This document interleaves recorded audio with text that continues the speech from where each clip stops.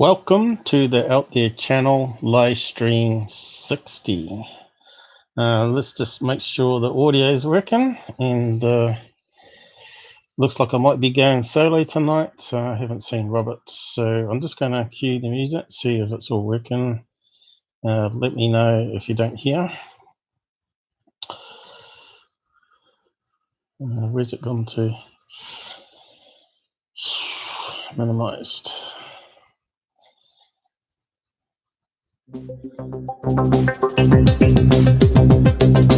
Okay, I think it's working. Meter is going up. I think it might be too loud though.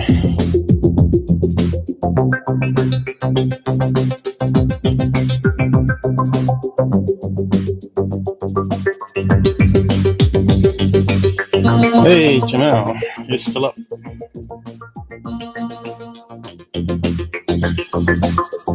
Yeah, I'll get with you in a minute.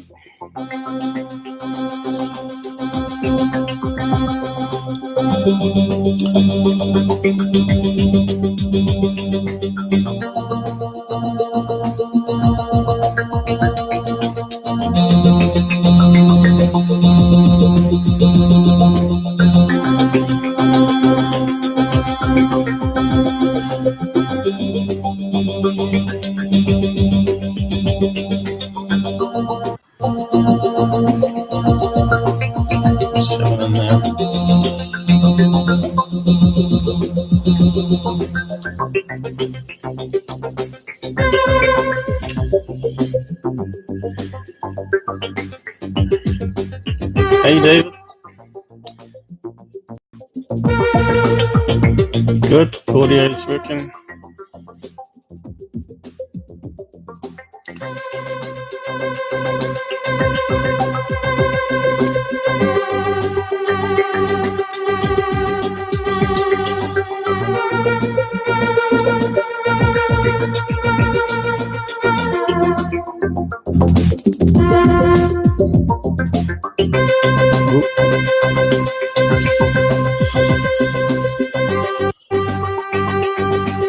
Noise cancellation keeps mucking it up a wee bit.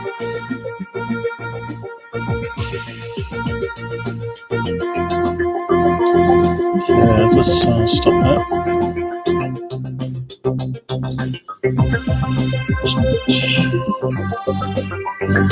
I'll just type my welcome message.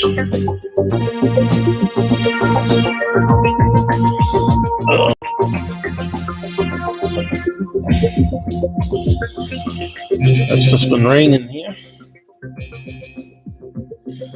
and it just rained just as I was taking my dog out. So I've got to take him out before I do the live stream.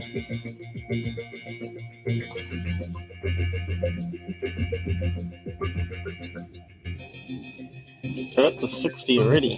So that means we must have a couple of 100 hours of live streams now.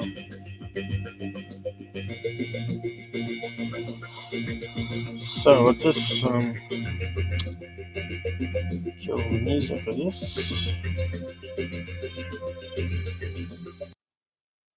It almost got to the end anyway. It was a bit slow tonight. So how's everybody going? Friday night here in Christchurch in New Zealand.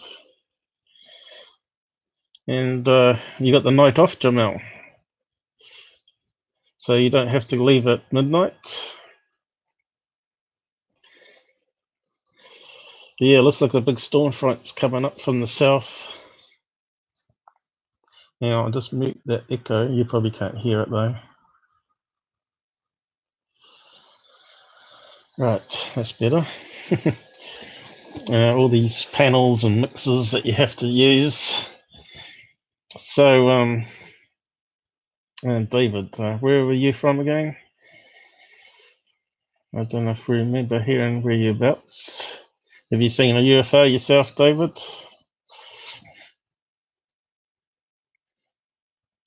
Let's see.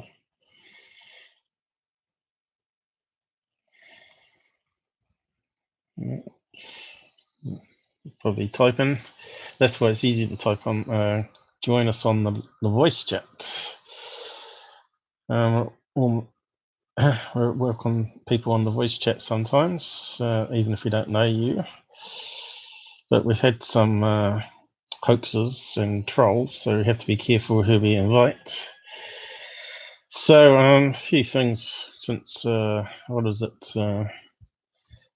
When did we last do the one? Can't remember now. A few days ago, Wednesday I think it was, and that was quite an interesting presentations that we did some there at the topics. So since then, some more stuff's come out that I need to talk about, namely Secureteam. And first of all, we talked about this. Make sure it's muted. If it'll let me. Double clicked it. So you probably heard that.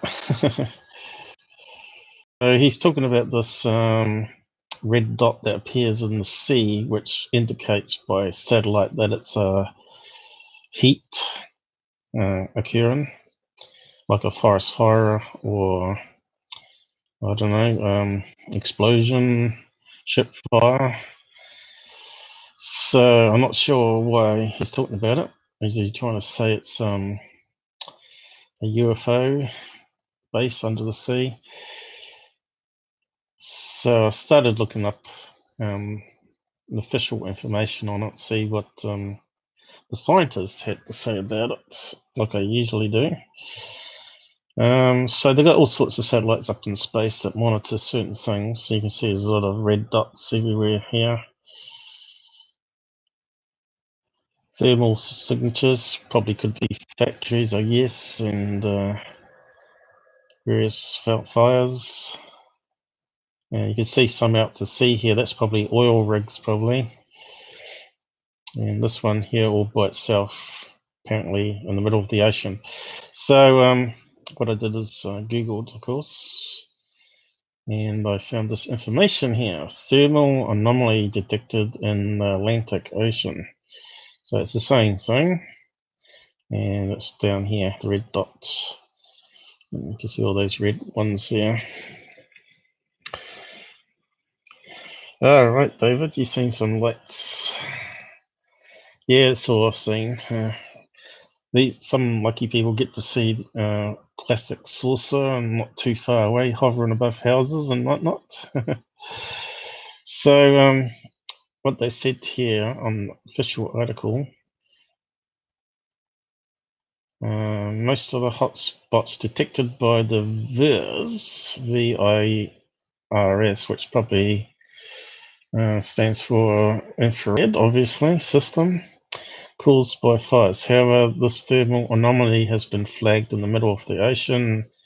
However, Patricia Oliver, a scientist at Universidad Major, explained that the visible heat was most likely caused by a weakness in the Earth's magnetic field known as the South Atlantic Magnetic Anomaly, SAMA. As a result of the SAMA, much of the South America and part of South Atlantic Oceans are exposed to an increased level of radiation. The nightmare image was captured by VIRS, 14th of July 2017, so it's pretty old. It's last year, so I'm not sure if he's repeating stuff or what's going on there. But let's see, what's he got? He hasn't got too many hits on it. 868,000 at the moment. So what are the people saying here? It's always satisfying watching something mysterious before bed. Well, I could think of something better than watching Secureteam lies. People who say first needs help. He gets plenty of those. What happens when you leave the light switch on in your place? Oh, God.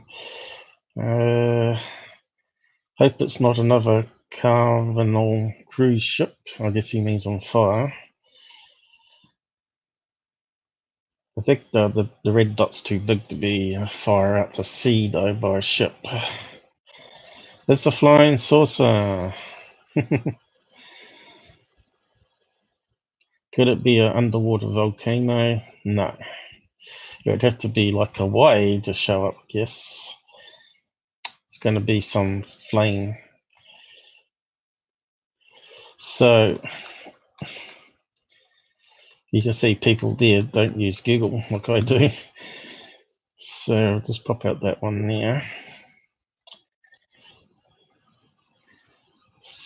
And we'll talk about the other one too.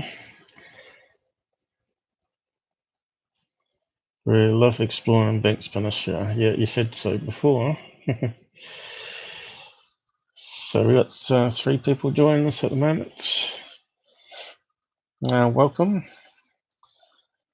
If you want to say hi in the side chat, do so.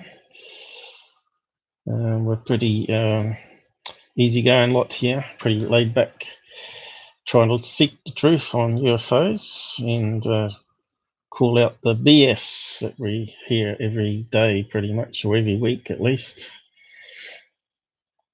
And so what was the other bits here?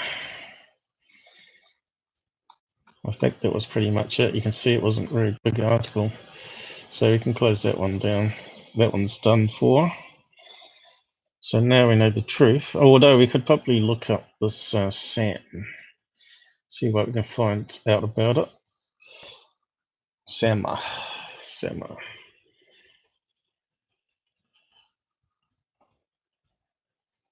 Okay. All right. Japanese. Kind of sounds Japanese, don't it? Sama. So it's got a few references to the word. So that's not going to help us. We'll have to type out the full word here. South Atlantic. No. What's the typhon in here? Atlantic. I think it showed up underneath. Here we go. South Atlantic anomaly. But, so let's have a look. Image. Well, let's have a look at the image. Oh. The Earth is surrounded by a pair of concentric donut-shaped clouds called the Van Allen radiation belts, which, like magnetic bottles, store and trap charged particles from the solar wind. They are aligned with the magnetic axis of the Earth, which is tilted by 11 degrees from the rotation of Earth and are not symmetrical placed with respect to the Earth's surface. Although the inner surface is 1,200–1,300 kilometers from the Earth's surface on one side of the Earth, on the other they dip down to 200 to 800 kilometers above the South America, about 200 to 300 kilometers off the coast of Brazil, and extending over much of the South America. The nearby portion of the Van Allen belt forms what is called the South Atlantic anomaly. Satellites and other spacecraft passing through this region of space actually enter the Van Allen radiation belt and are bombarded by protons exceeding energies of 10 million electron volts. Whoa, at a rate of 3,000 hits per square centimeter. Wow. This can produce glitches in astrological data, problems with operation of onboard electronic systems, and premature aging of computers, detectors, and other space components. Hubble telescope passes through the SAA for 10 successive orbits each day, and spends nearly 15% of the time in this hostile region. Astronauts are also known affected by this region, which is said to be cause of peculiar shooting stars seen in the visual field of astronauts. So you've often heard about them talking about space theories, light theories in their eyes, and they thought it was actually something in space. I remember an astronaut on one of the videos saying you can see flashes of light as he's trying to enter back into the spaceship from spacewalk. So I thought there was going to be a picture here of this thing. I suppose it's down here, is it? I don't know. Nope. I thought there might have been an image on that one to show us where the hole is. And so what are these guys saying?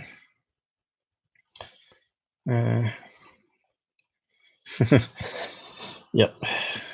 So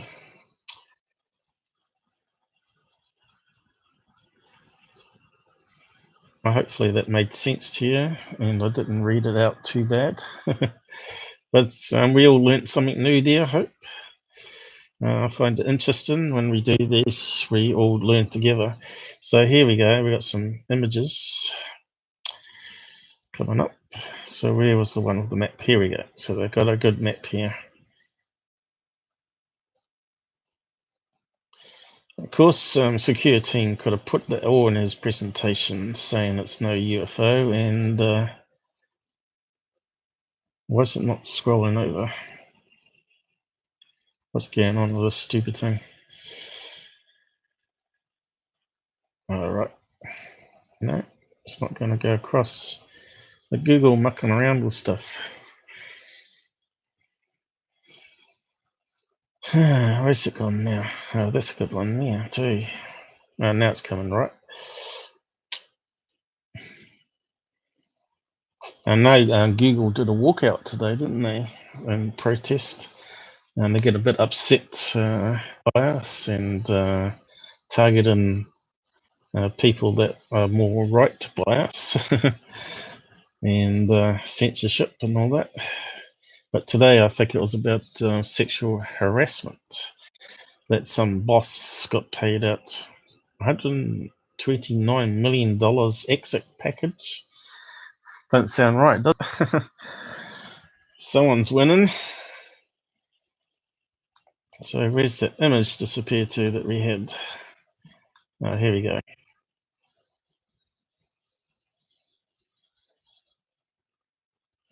So it makes you wonder what all this magnetic field can do to your brain, because we talked about in previous streams and how EMF and magnetic fields can actually influence your whole brain basically, and your sleeping patterns, and also produce visions in your head or at what seems to be in front of your eyes, just like those astronauts see the bright lights.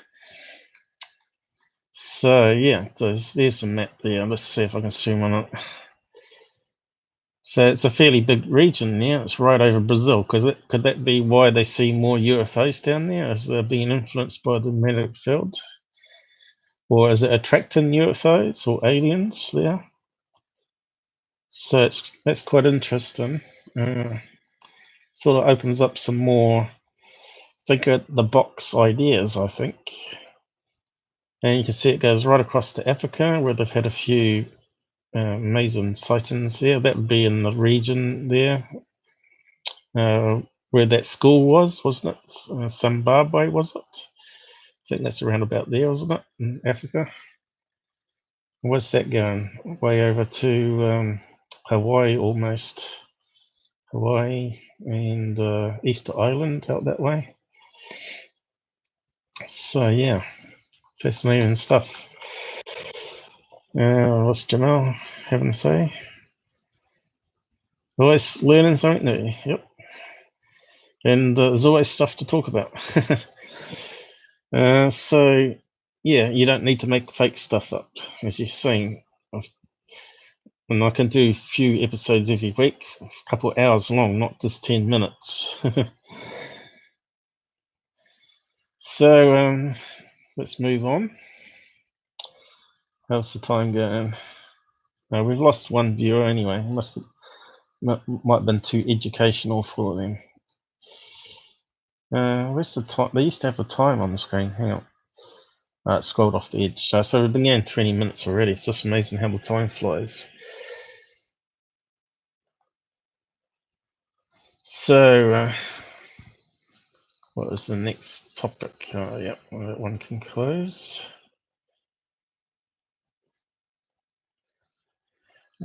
Okay, so we're talking about James Oberg, who visited my channel and comments sometime on videos I make. And this is one of the articles that he got featured in. A former NASA engineer has debunked pretty much every online UFO sighting.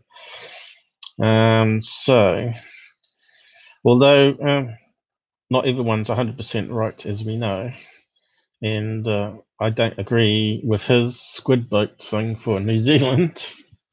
So, but this one here, I think I remember it. It's a little white dot just coming up on the horizon of Earth on the International Space Station was actually Venus, and the sun's behind, illuminating it. And the UFO channels like Secureteam put that one up. So what's they said here about him?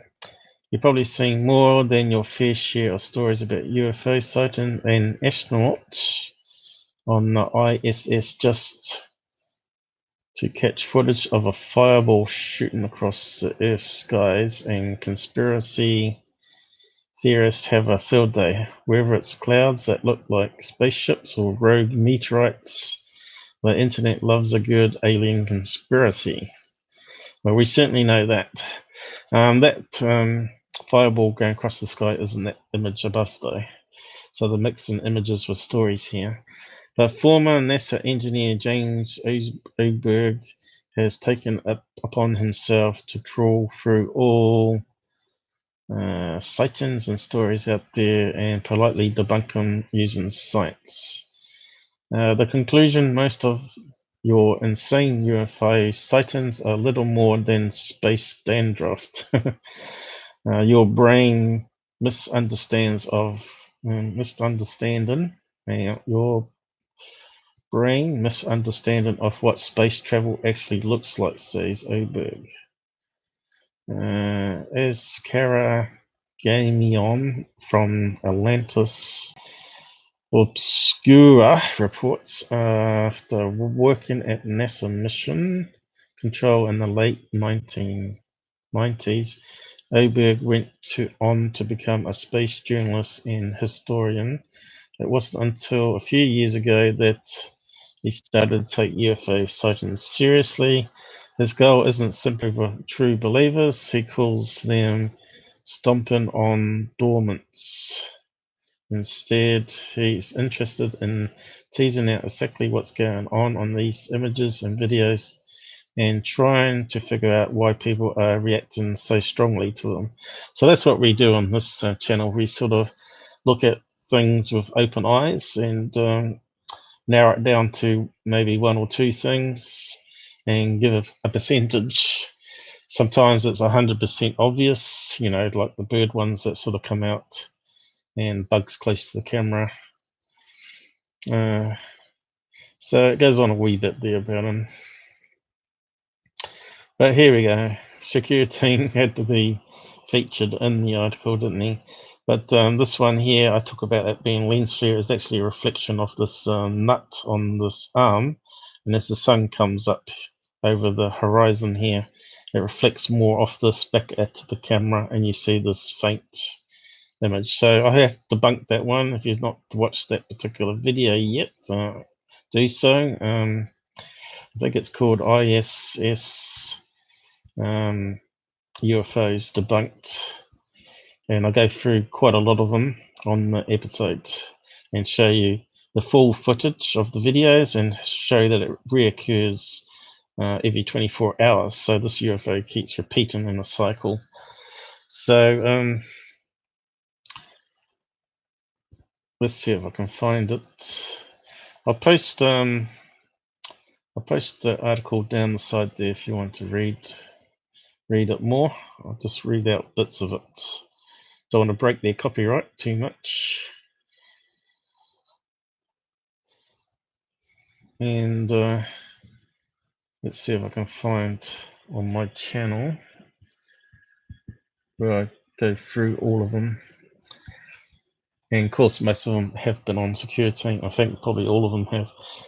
Street Cat One used to look for them all the time and share them with Tyler. So it's going to be a fair way down because we've done a lot since then.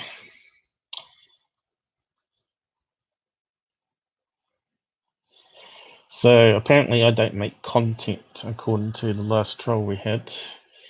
Well, it looks like I got plenty of contact. He reckons I'm just using other people's stuff, but there's plenty of stuff there where I go into science and try and figure out stuff like invisible skins and how UFOs hover and what the Tesla science that got sort of ignored at the time.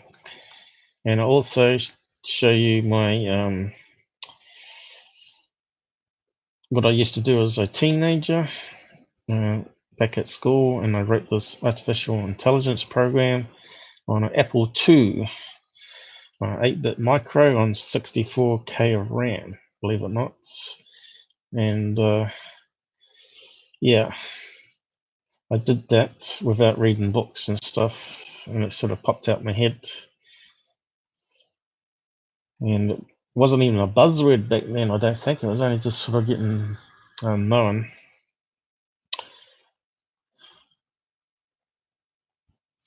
So once we get all this Secureteam stuff out the way, I didn't see it. No, you've gone past it. It's just amazing how much episodes I got up here. So we lost most of our viewers there, Jamal, I think. Station Fakery, it's not that one. Here we go, Space Station Live Feed UFOs. But both of those are good to watch if you haven't watched them. It says one. David's here still. Maybe Jamal's dropped off. It says two now. Maybe Google's making up the stats. For that ISS UFOs. Because I always wondered if they had cameras on the space station, why would they not have it sort of like delayed and make sure they edit out or at least airbrush out or move the camera angle so if it was a UFO person, make sure no one got to see it. So my theory is that UFOs use cloaking all the time, and the only time that people get to see it is if maybe an alien stuffs up and forgets to switch on a switch and it decloaks above a house or whatever. Also, it could be that they have a technical problem, which, as you know, we have lots of technical problems with our computers and stuff. So I think since the 1950s, the technology, just like our technology in 50 years, has improved a lot. You know, look at the early cameras to what we got now. And LCD wasn't even known way back in those days. So it's taken a lot of 10,000 human minds to come up with all these great gadgets we've got. You know, it's probably 10,000 minds in the production of just the basic TV screen that you watch and the images on it. And this one here about space station fakery claims was a good one too that I put together, showing that it can't be done in airplane because they do experiments that last more than a zero-G plane can do. Because there's a lot of fake conspiracy channels out there. Yep, the counter's back to 2 again. I'm not sure what happened there. So generally, if we get a sub, it should play a sound. I don't know if I still can do that. It should play a sound and have a dancing alien on the screen. Let's have a look. Sometimes it logs back out. Test. So we should get something like that, hopefully. And it should say, oh yeah. Looks like it might be working. So anyone out there that wants to sub, we'll get that interrupting our broadcast.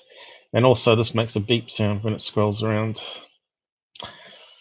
So back on to the next topic. I'm not sure what's happened to Robert. I think he slept in. I must admit I was a bit tired today, whether I was going to do another one, but I'll definitely do one Sunday about this time as well. So watch out for it. So what was the next topic? Oh, right. Secureteam was putting out this one here too. I'll just do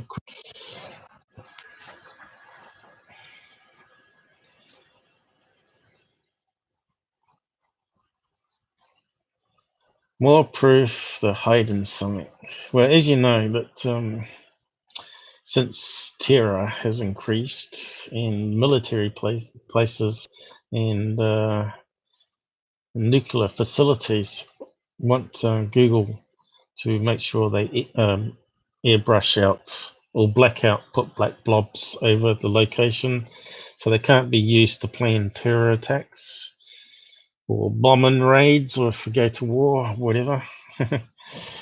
But yeah, he seems to think it's a bit strange that they've apparently on the news tonight they're talking about they've got new fantastic Google images and they're using it to track sperm whales, I think it was, in the ocean. So it makes you know that they've got some decent technology out in space where they can actually see a person walk along the road or whatever. Probably even see their face from space now, as long as it's not overcast, I guess. So I think Google Maps and Google Earth will be updating their photos a wee bit at a time. But he's saying here is a blurred out thing, which makes sense because it's Area 51. And it looks like it could be part of a secret or a new jet they're testing. You can see there, it looks like some sort of, it could be a drone. It's quite big though, but it's possible. So they're saying it might be a UFO, I guess. I don't know. But he does add on some other videos that were sort of debunked in the past. So that one here was saying you to be blacked out. I don't have Google Earth, the application, the standalone application, which is better than using the online maps. It has a rollback in history, so you can roll back photographs and see what stuff was blacked out.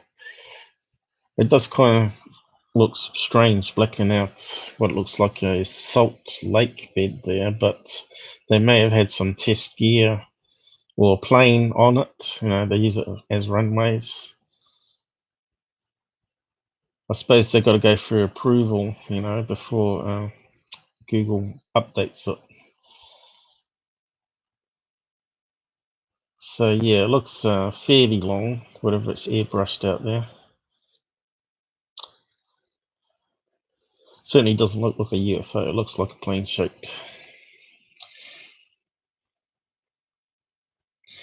And if we keep on going,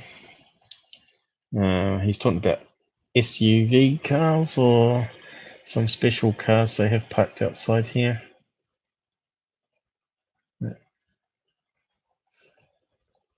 Whereabouts was it? I I think he puts up some images of them. They're like a flat tank anyway.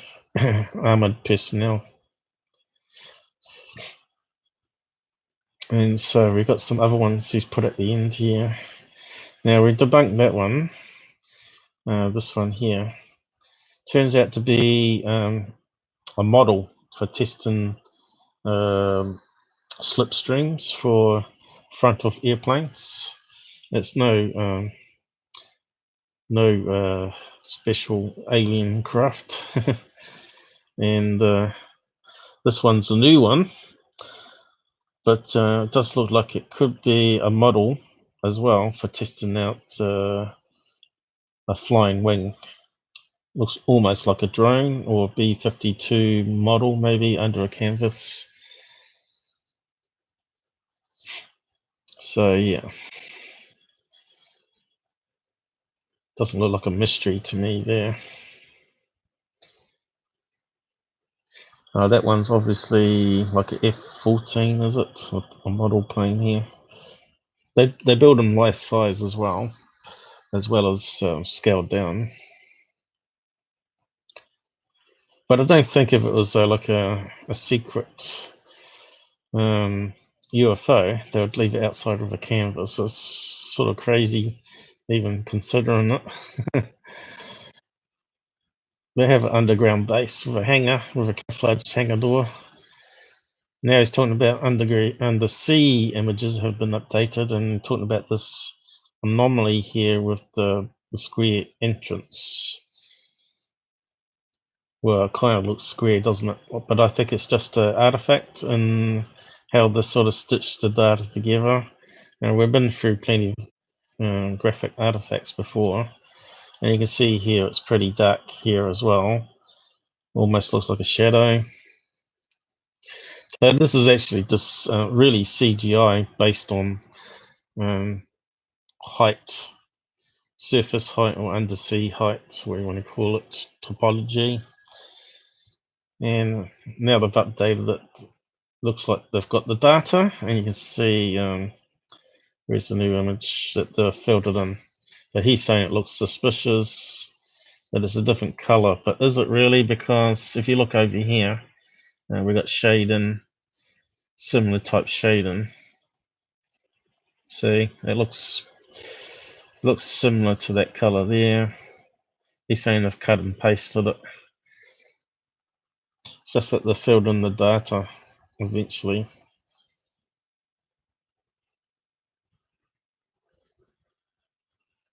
You can see the same shapes here.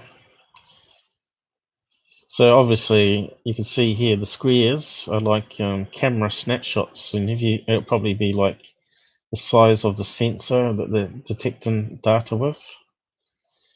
And as we just saw in that South Brazil, I'm not sure where this location is, but that might even be in that anomaly region where it mucks around with the satellite's information. And of course, you get the missing data.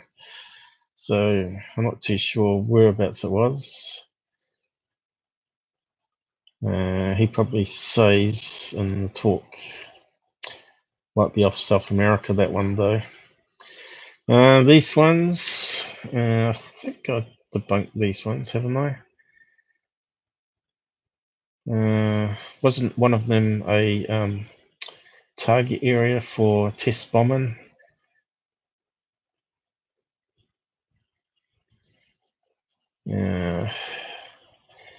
That one's casting a shadow, so that could easily be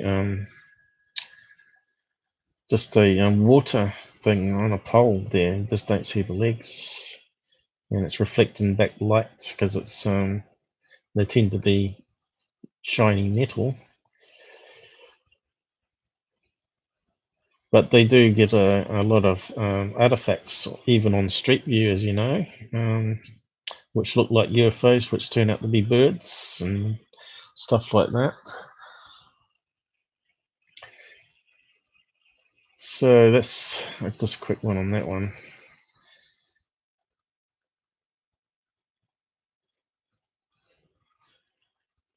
I kind of can't remember what exactly that triangle one was though, but it was explained. Not sure if I covered it in a live before or not. I'm not sure if UFO Interest has put out anything new since last time, but we'll have a quick look. He may have done that one again.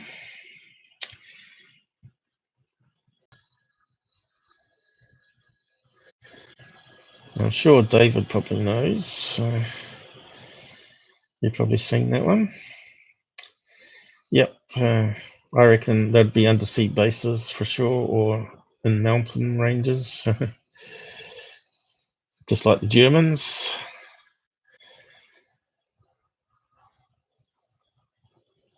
So what do we got here?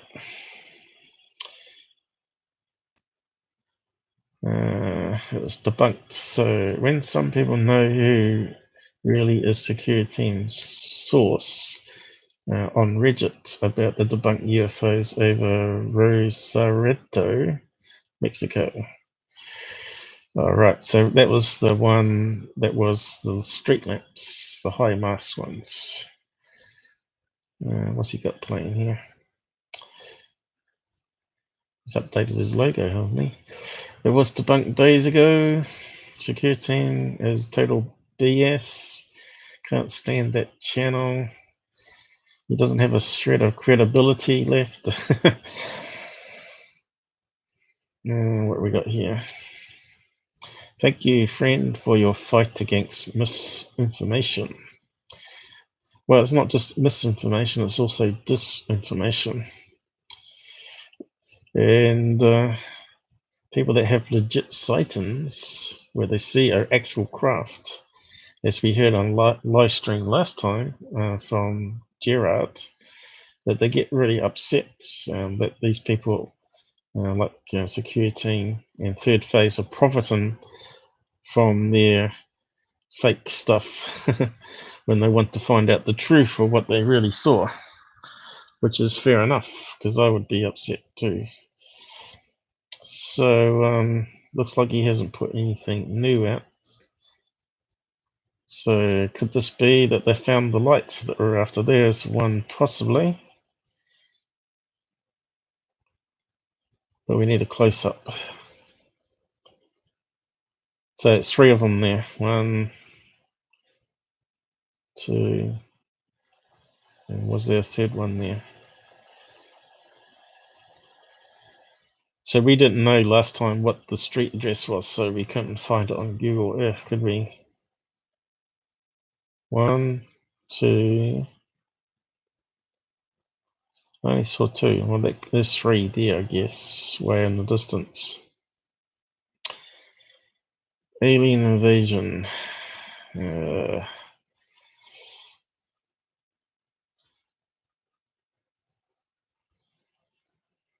I swear there was 3 lights. I still don't think that's the correct street, though, was it?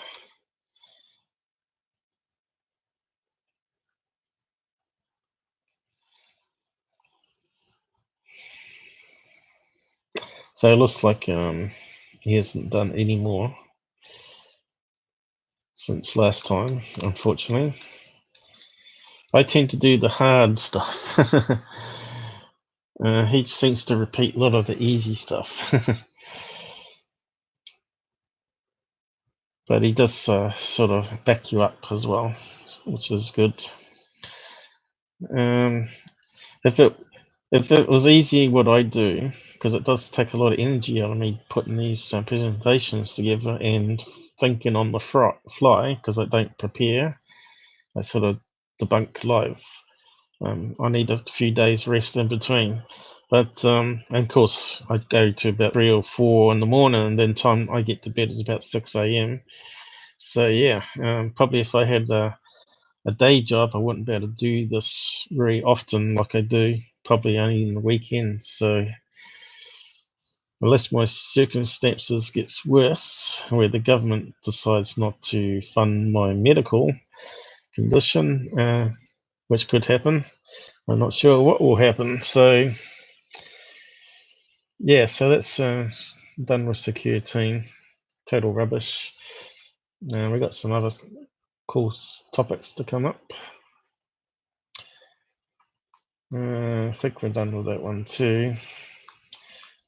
So this one here obviously is SpaceX. We can see the classic rocket exhaust from underneath, the classic cone shape. So we don't even need to play that one, but here we go. Massive blue UFO over Los Angeles. Kind of stupid, another stupid UFO channel. I don't know if that's Secureteam. It doesn't have his logo on. What's that say up there? It's got some guy's photograph on it. Julian. 1.6 million subscribers as well. Wow. So someone's doing pretty good in the UFO community. And it's not me. So let's get rid of that one. Where's the close? There.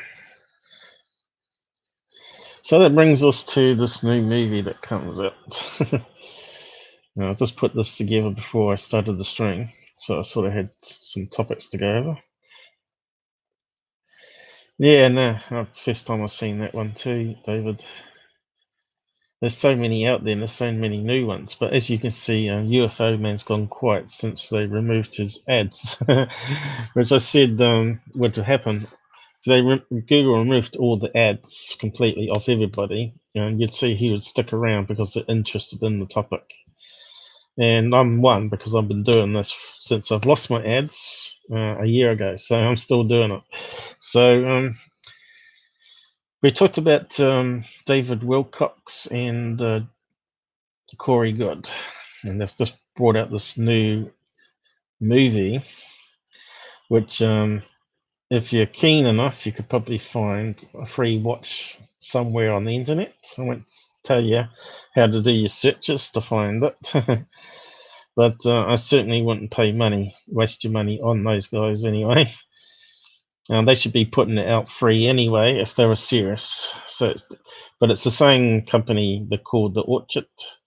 I think all UFO stuff should be free, and it should be up to people to donate or buy higher quality. So they should be putting it out at 400p anyway on YouTube for anyone to watch it. And if people want HD ones, go for it. That's my philosophy. And I think that's the same for all Hollywood stuff and other movies. Everything should be free online, and it should be paid. They can make their money from the ads instead, just like we do here on YouTube. That's how the whole system should be working, not geared to billions of dollars of profits. So the whole world gets to see it, regardless if you're poor, middle class, or rich. And so basically, it's about Corey Goode saying how he was in the secret space program, and I haven't actually watched it, but I've seen some clips of it, and we've got a trailer here, which I'll probably play so you can see. And it's also got David Wilcox lying through his teeth throughout the thing. And one of them is about this thing that was carved in the Oregon desert in the 1990s, which I did a good quick Google and found a debunk straight away for it, and why they're presenting it in 2018 as UFOs did it, I don't know. Surely they would know they'd get found out for lying. So who's in it? These guys: Corey Goode, Michael Saylor, and David Wilcox, Gordon Safer. Isn't that the guy that Unirock was talking about that was promoting David Wilcox? Is it Wilcock or Wilcox? I thought it was Wilcox with an X. But he is a bit of a cox, isn't he? It's a good name. And here we go. I missed the punchline. So we're starting to get some legit reviews coming through, I mean. But it's still way too high. Should be like a 1.7.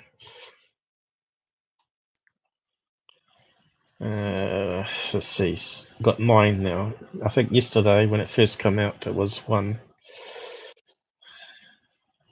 What are these guys saying? Agree with you, Paul. Yep. Okay. So let's see all the 1 stars. Put this on Prime TV and see what happens. I like it a lot. So he gave it a 9 out of 10. So that sounds like a shill.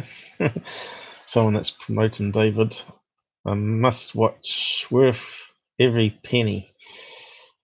10 out of 10. Doesn't say they purchased it or anything, does it? So it's not verified. So all these ones are unverified. I've been looking and waiting for a high quality doc to come out. Hey guy, you should be watching my stuff. You'll find it a lot more interesting. Was skeptical at first, thought it would be an extension of Ancient Aliens. So straight away, as soon as you see the word Ancient Aliens, you know it's going to be 80% theories and 20% facts. Just so bad it makes me want to cry. Hey, someone that's honest. You got to be kidding me. I just watched this and it's just so bad on every possible level. Well, that's what my mate said that's watched it. He said he said it got worse and worse as it progressed and he ended up deleting it. If you mean to preach to the choir, this does not work. Okay, maybe for the most fanatic cult followers it works. If you are planning this to go mainstream and yet you launch directly without any background into elongated skulls, reptilians, Nazis on the moon, etc., you are at best doing a disservice, or what is most likely a disinformation psyop campaign, which I thought this was really must be it. So there you go, rambling and confused, and good disclosure film, but distracting and annoying soundtrack. That sounds a bit like Skinwalker. I missed the punchline. I tell you, I don't get no respect at all. What the hell is these people on? It's a lot of weed heads there, I think. So let's go back and have a look at the trailer. Let's see. Hopefully it'll have the sound. And I won't get a strike for copyright because it's a trailer.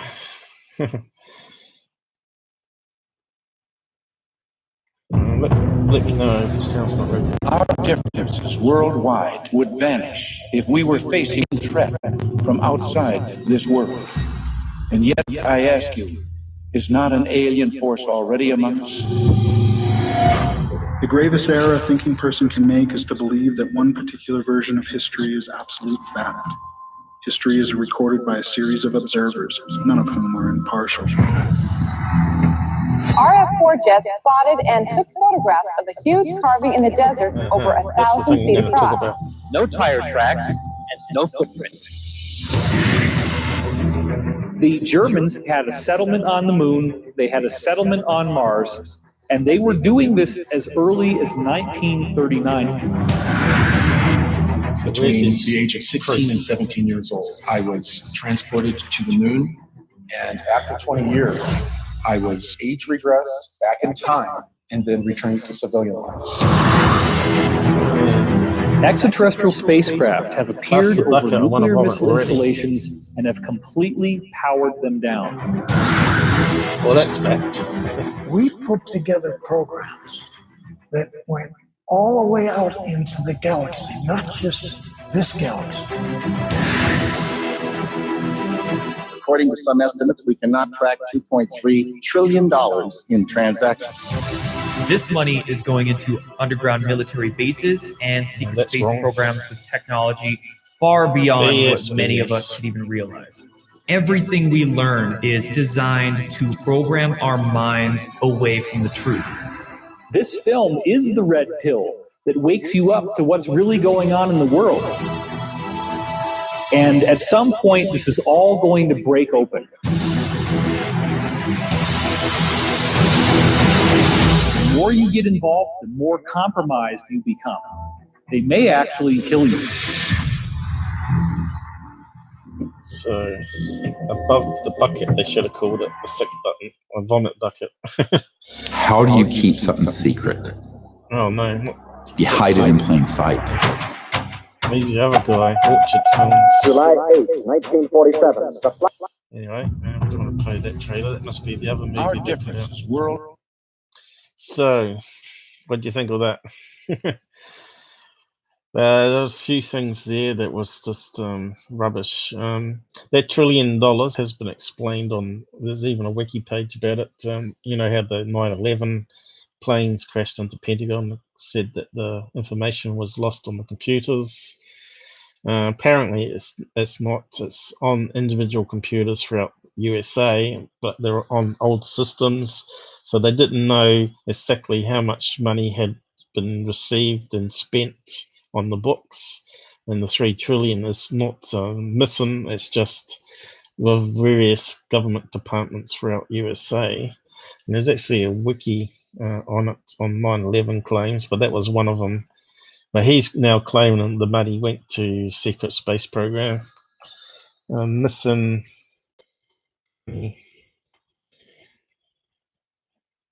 9/11, I think. I'll find it for us. I think there's a good wiki page on it. So $1 trillion pot of cash.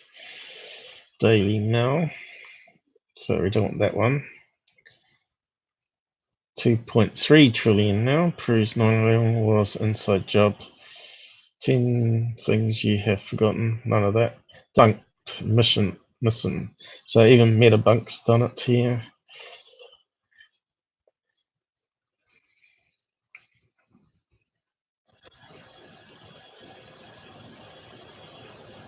He's pretty much spends most of his time on 9/11 stuff, trying to claim that conspiracy is not true.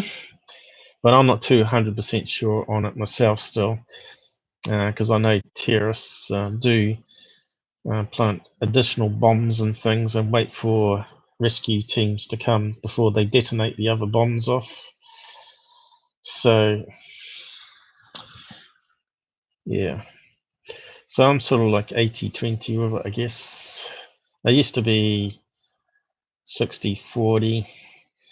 But definitely we know there was a cover-up there with the money.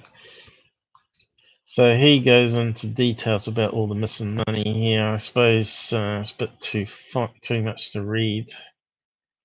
But there is a good wiki page, if we can find it, that sums it up pretty good.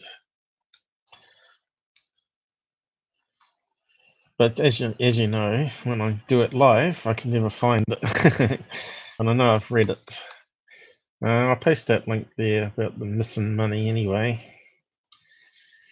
So if you get to watch above Majestic, just beware to always verify what they're saying. I'm pretty sure there was a good wiki. Let's see. Maybe we can put a wiki in the search.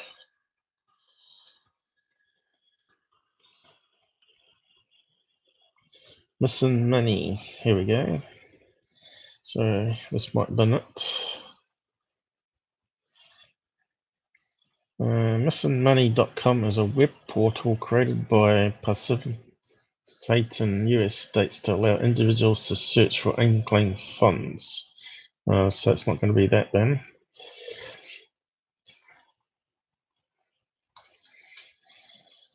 It's not that one. So there you go, guys. You should be searching for money that may be yours. Some ancient dead relative that died and didn't leave anything to his children may be sitting there.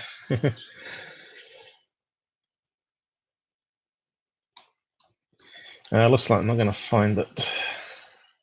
Could be the Rational Wiki, maybe.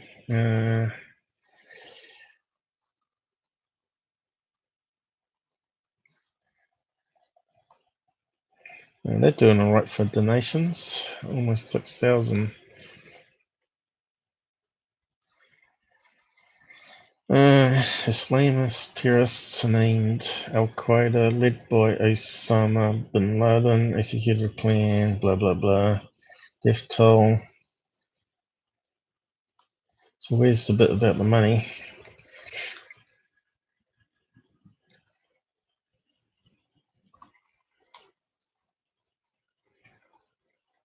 Insurance scam. So that was another one. They reckon he took out insurance on the Twin Towers.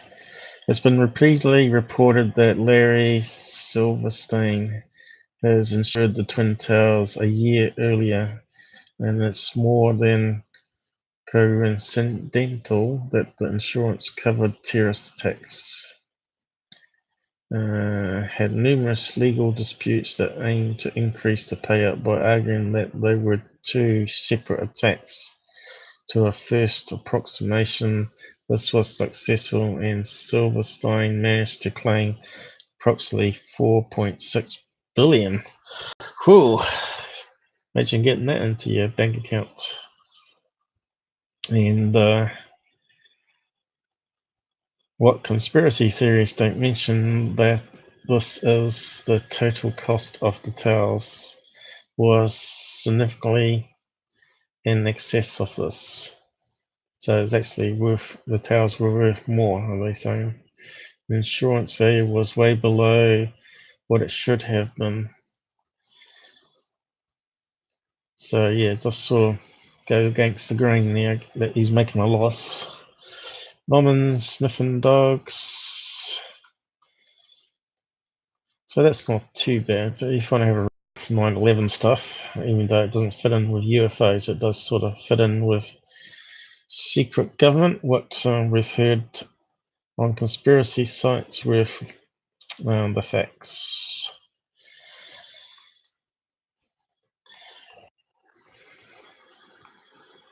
But as I say, you've got to keep questioning everything.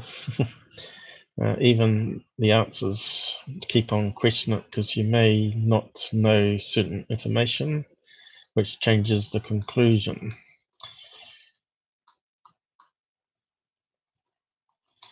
So it does go on a bit there, but somewhere it's got to be about the missing money, I guess. Damage to Pentagon, probably down here.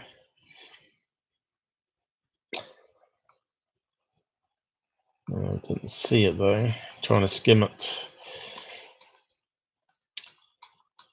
Oh wow, it's quite a long page.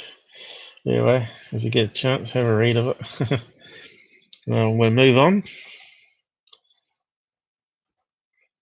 So we're back to 2 viewing again. It keeps dropping back to 1. How can a plane go into a building and the nose cone comes out the other side in pieces? Yeah. Well, it's possible, I guess. But you've seen bird strikes and it makes a mess of the front of the plane.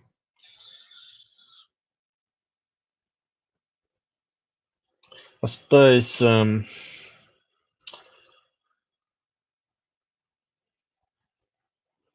one that got me was the Pentagon crash, where it was like a small hole. If you see the initial photographs, it was just like a small hole that didn't. There was no plane engines or tail outside the Pentagon. Apparently, the wings folded up and the engines followed it inside the building. So I was always suspicious of that one being a plane, but since then I have seen the cam outside, the security thing, and if you look at one of the photos and enhance it, you can actually see the jetliner, what looks like a tail fin, at the just before it disappears into the building. Obviously, the frame rate of the security cam wasn't good enough. But it makes me wonder why they wouldn't release all the other footage where they had cameras facing the Pentagon from other businesses all around, and probably traffic cams and all that, just to tell people, show people that it really was a plane. But still, it doesn't rule out that it being a remote controlled plane that they flew into the buildings. But what happened to all the people? Maybe they shot them. Who knows? So, but I wasn't going to talk about 9/11. That's more for conspiracy sites.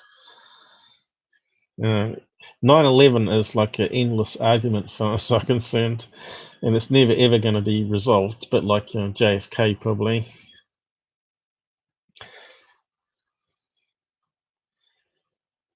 What's the fake video of the planes crashing?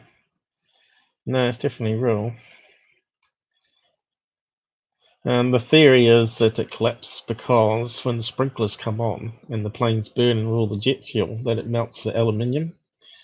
And what happens is it makes it, when water sprinkles on molten aluminium, it causes like an explosion. And there was some video footage where you could see the plane aluminium dripping down from the window. It was definitely molten inside. It was really hot inside. So that could have weakened at that particular floor level, you know, the struts that hold the floor up. Could have been extra heat caused by the aluminium and the water. The sprinkler system was a bad idea. Maybe they should have like had a gas one that blew it out from the roof as well.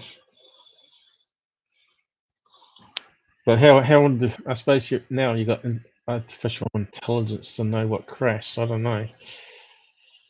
How do you know it was a plane to use what particular extinguisher? So yeah, so this above Majestic, it showed that picture off on the desert. So we'll progress on, and it was called the gigantic Sri Yantra carved in the dry lake bed, which comes again from India. I don't know if I said that right. Oregon by UFO. Metric shape with all the things. And if you read this article, what year was it? 4 years ago it came out, but this happened in the 1990s. So he puts this in that movie and tells you that it's done by aliens trying to communicate, like crop circles. The message doing the rounds on the internet for several years claims to show a gigantic Sri Yantra sacred instrument, also called a Sri Yantra, I'm not sure how you say that, an ancient Hindu symbol that was carved in a dry lake bed of Oregon.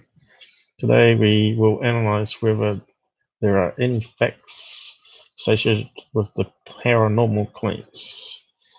So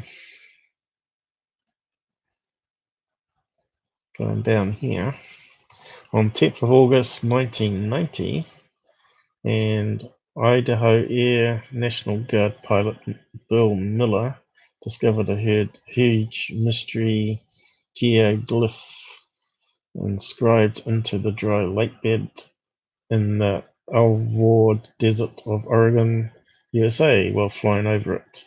13.3 mile length of lines was 10 inches wide and 3 inches deep, and was identical in shape and proportion to the ancient Hindu meditation symbol of Sri Yantra. The news was concealed from the public for about a month before it got into the US media on the 12th of September.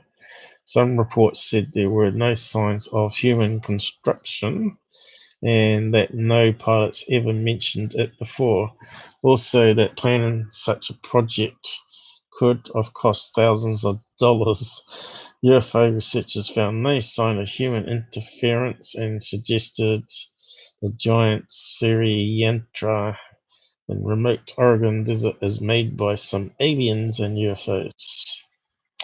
So, going down here, disclosure. So people come out about 40 days after the appearance of the Sri, let's change the name to the older one, Chitra, a group of 5 people headed by Iowa artist Bill Witherspoon, claimed that they had etched out the pictograph over a period of 10 days. They said they have pulled a garden cultivator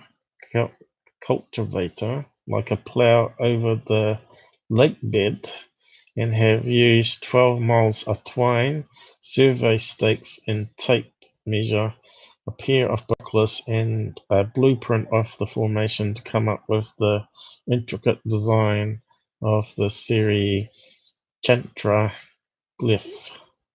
Conspiracy talk. In November 1919, James Durdorf, a research professor, University State, did not agree with the disclosure of the group of Iowa artists. He alleged that it was a government-sponsored cover story and was probably made by UFOs. Oh, God. Since then, many conspiracy websites like Crop Circle Connection have been associating the Sri Yantra formation to paranormal UFOs. Also mentioned in a report from James Durdorf in UFO magazine.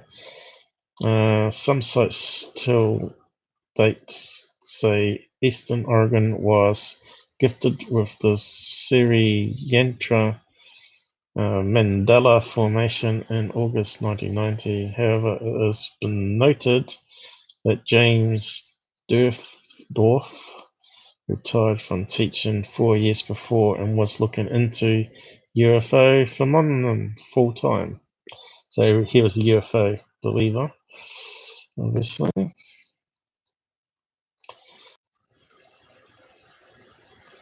Over the years, the original account of the discovery in the desert has been misinterpreted and exaggerated. Here comes David Wilcock, often reported as a 13-mile long crop circle. So it goes on a wee bit there. So, what do you think? Aliens or humans? I'm leaning towards it being humans. When you look at the video where they show you a clip from the news, it does look like it's been done by a plough. You know how they do when they're planting potatoes or whatever, like that, sort of like that sort of level where they put the potatoes in. So I'll post that link down there so you can read the rest of it if you want. But when you watch Above Majestic, just remember the things I told you, that you'll see the bullshit running thick from these guys on that documentary. And Jamal probably could have read that out better.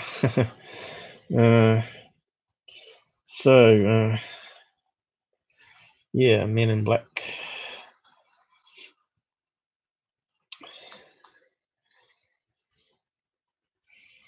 So we're done with that one now. Moving on. Gradually moving through the topics.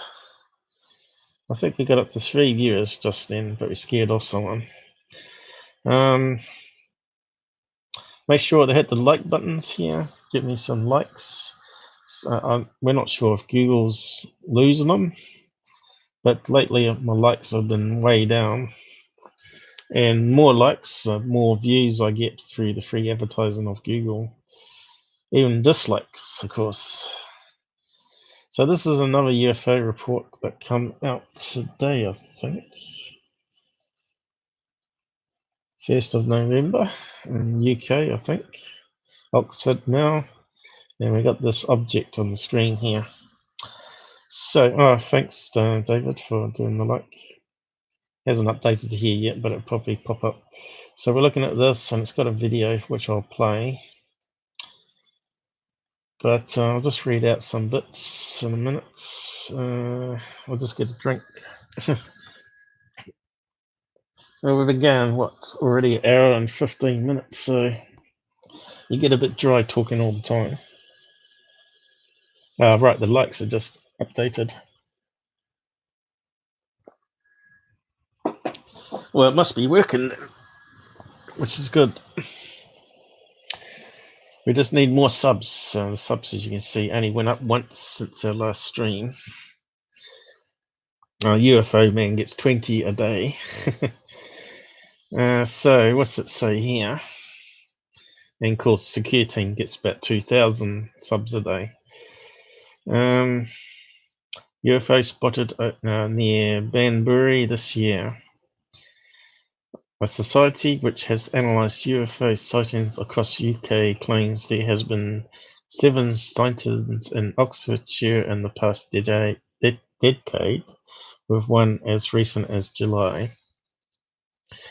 As superstitions rise for Halloween, a report has been compiled detailing the unexpected events in the country since 2008. Here is a selection of accounts and videos from the alleged incidents compiled by Mecca Bingo. I wonder if she plays bingo. Using documents by the British Earth and Aerial Mystery Society, BEAMS. That's quite a good name. The most recent sighting was near Banbury on July 21st this year. A witness account reads, "I was amazed at what I was looking at. This object was very big given the altitude and distance it appeared to be, and was cigar-shaped and with a light that seemed to move along its lateral axis. I got a phone camera on it and watched it for a good 5 minutes, flashing lights and rotating on its own central axis, which had the appearance of it changing its shape. I quickly asserted that this was no balloon, as it remained pretty much stationary while the clouds were moving." So I had a look at the video. We'll play it now. I wonder if we can make it bigger without taking over the screen. It's playing now. I'll just zoom in while we watch it. Let me know if the screen corrupts, because when the CPU hits, you can see there's a dot there. He's using optical zoom by the looks of it. Although some of the phones have so many megapixels, they can do digital zoom, and it still looks pretty good.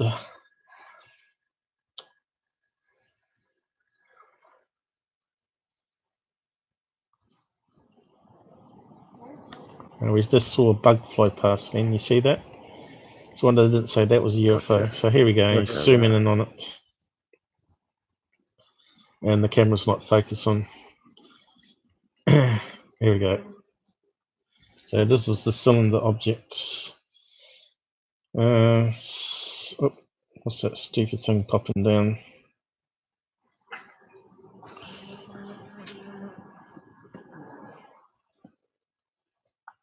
Go away, fly. Yeah, I can hear the fly in the headphones here. So what do you guys think? You think it's a UFO? Well, it's clearly a UFO. It's unidentified at this stage, but what do you think it might be? Cigar UFO? Do you see the lights that he's talking about flashing? Because I don't. It might be just the sun reflecting off the body as it's turning.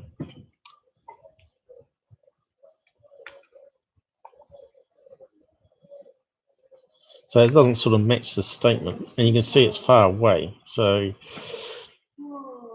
you see it? It's just staying there in one place. Been there for ages. So UFO opened up for you when we woke up.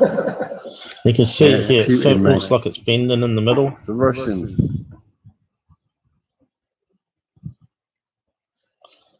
And you see it sort of flexes in the middle. That's a superb UFO.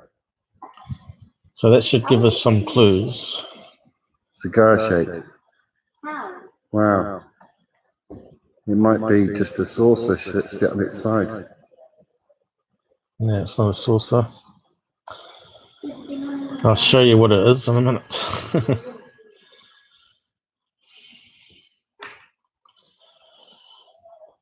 He can't keep his camera still, No, can I'm he? really sorry, I can't hold this still, but... Yeah, there you go. That's why you lean against a tree or something. No. I ain't got Anyway, time I to think set that's up a pretty tripod. much it. Yeah, so there you go. So what do you guys think? Any clues before I tell you? And the messages flock towards fake channels when they really should be subscribed to the Outlet channel. Yeah, Jamal's my main promoter by the looks of it now. How did you find me, Jamal? Was it by pure luck, or was it through another comment I posted on some fake channel? Or was it just recommended in the live searches when you're looking? So, if you've been following my channel anyway, you should have noticed some clues there that it was sort of flexing and rotating around a wee bit. And obviously it wasn't cloaked. And I think it's still playing video. Seems to autoplay. Yeah, just make sure it's not playing again. Seems to be autoplaying. So what it is one of these ones. I'll do a search for it. We could cut and paste it and do side-by-side comparisons if you wanted to, but it's one of these things. Solar tube balloon. And if you haven't got much of a wind, it's going to hover and turn and float just like a hot air balloon does. And there you go, you've got lots of examples of them. And you can see they can be quite big, which is what he said. And they can be quite round. That's not necessarily the roundest one you can get. But they're made out of shopping bags, some of them. You can see here a group of school kids joined a lot of shopping bags together. And it will slowly rise depending on how hot their day is, and it will create hot wind inside. And you can see this one flexes in the middle as well. So I'm pretty sure that's 100% debunked. And here's another picture claiming to be a UFO. And you can see it's very similar.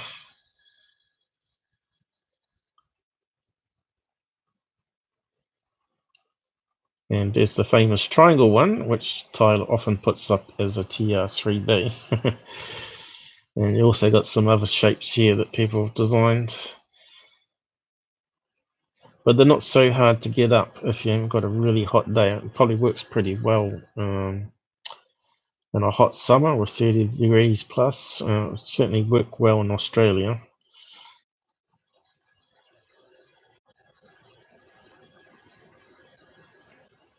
And that's probably enough to give you an idea anyway.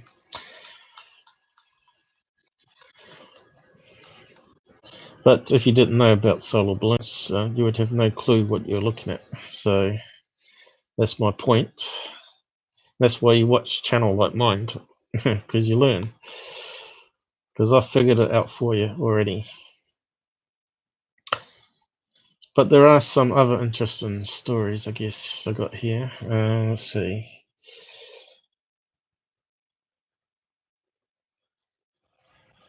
The website tells on another incident over Blackbird 2011. 3 witnesses apparently saw a cylindrical shape at around 10:30 p.m. So still could be a solar balloon, of course. By then the sun's gone and it would slowly be coming back down because it's gradually losing heat. One said, I was standing out in my back garden when some triangular lights flew in a view and hovered approximately 400 to 500 feet above the house, moving slowly with a hummingbird sound. So that one there, to me, sounds like a legit UFO sighting. And it sounds very similar to Gerard's sighting that he was talking about. But his one wasn't triangle, I don't think. Then the formation changed shape to a long cylinder. So that's where it gets a bit strange. So it went from a triangle to a cylinder, with one green light at the front and two red at the back, before flying slowly away to the south of Oxford. So that's the first time I've heard a triangle UFO change into a cylinder. So what do you guys think on that one? Does sort of sound legit. Another alleged sighting took place October 2008. One is believed to be extremely similar to another caught on camera in 1989. According to Beams, the witness account claimed that a red and black grenade-shaped object was seen flying over rooftops along Alberton High Street. It apparently had no engine noise or lighting despite flying nearly at 7 p.m. Account reads, this thing was not a light aircraft but extremely 3D grenade shape. This almost sounds like a balloon though, doesn't it? A grenade shape. The object seemed to be suspended in midair without any means of support. It was not floating or gliding. So how do they know that though? UFOs float. It's based on buoyancy in UFOs, like I've talked about in the past. It was under power and fly in a constant straight line, flying through the sky like an upright egg. Not a horizontal like a cigar. The object disappeared over the high street and was no longer in the sky, which is it should have been. So if these accounts are correct, it does sort of lead to the idea that maybe UFOs have like a memory metal that sort of can change shape to fit their needs, like a living creature. You know, like one of those sci-fis like Farscape and what's the other one? Lex sci-fi, which is kind of a bit of a warped sci-fi. I don't know if you've seen Lex. It's a really old sci-fi TV series. So yeah, so I thought that'd be interesting just to read that one. But if you look at this one, if you just took the report, what he was saying about the lights flashing, we could clearly see there was no lights flashing. Then you'd think, yeah, he's seen a UFO, but clearly it's a solar balloon. I'll post a link there. See, I think there's another video there that you can have a watch. Maybe I should give it a title. Oxford, I'll call it.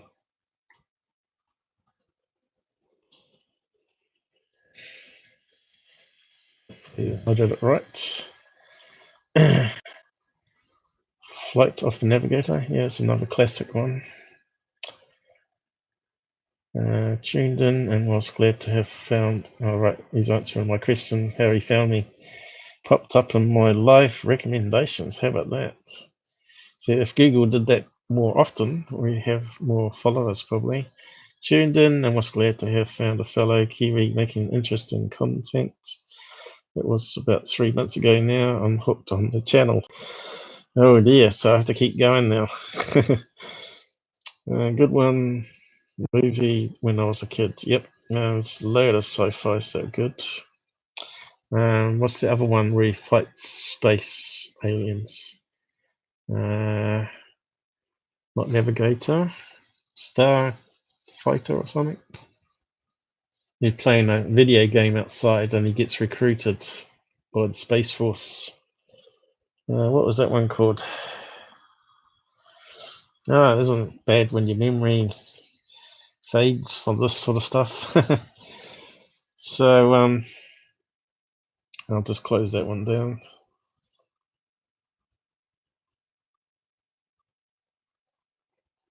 And there was also a funny one which was real similar to that movie, which I've talked about in the past. What was it called now? There's a 10-part, maybe Hula or one of those other internet stream companies produced, where the guy is like the king of playing this particular space game, and he gets recruited by time travelers from the future, from Earth, to help them save the planet from what happens in the future, to stop the future happening. And they go back in time, try and kill off people. I can't remember what it was called now. It was hilariously funny, and it was so non-PC. The guy's there on his computer, playing around with his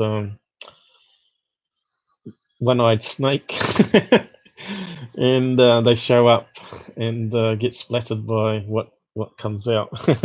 Something like that anyway, but yeah, it's a bit crazy. I wish I could think of the name now, but it's well worth having a check out because it's hilarious. Yeah, that's the problem with our old brains. We forget the names of all these different titles, but probably got a collection of movies, hundreds or even thousands of them on the hard drive collected over the years. Some of the classic ones that you can't get anymore. Stuff from VHS. So, and of course, they appear on TV and you dub them off. So, this one here about this famous UFO case they claim. I'm going to talk about because it's been doing the rounds. UFO Proof put out some theory nonsense, but didn't give a counterclaim what skeptics said it was. So I'll do so now. So here's the famous picture. I'm not sure if I got a better one. Here we go. Apparently back in the day they had like wooden presses that they printed out flyers. I suppose they were black and white rather than colour. I'm not too sure on that though. And this is the image that was published on a front page or something like that, or 2 pages by the looks of it. Looks like a crease there I can see, which was Nuremberg in Germany, 1561, which they reckon was UFO people claimed to be cylinder UFOs and cross UFOs, which I've never seen a cross UFO, and sphere UFOs, black ones, and apparently something crashed to the ground and caught fire. So back in those days, they didn't have much science like we have nowadays. So as the title reads on this one, UFOs or religious propaganda. So I'll go back to the wiki page. And it says the 1561 celestial phenomenon over Nuremberg was a mass sighting of celestial phenomenon or unidentified flying objects above Nuremberg, Germany. Now, the phenomenon has been interpreted by some modern UFO enthusiasts as an aerial battle of extraterrestrial origin. This view is mostly dismissed by skeptics, some referencing Carl Jugg's mid-20th century writings about the subject, while others find the phenomenon is just likely to be a sundog. So that goes on a wee bit down here with more information.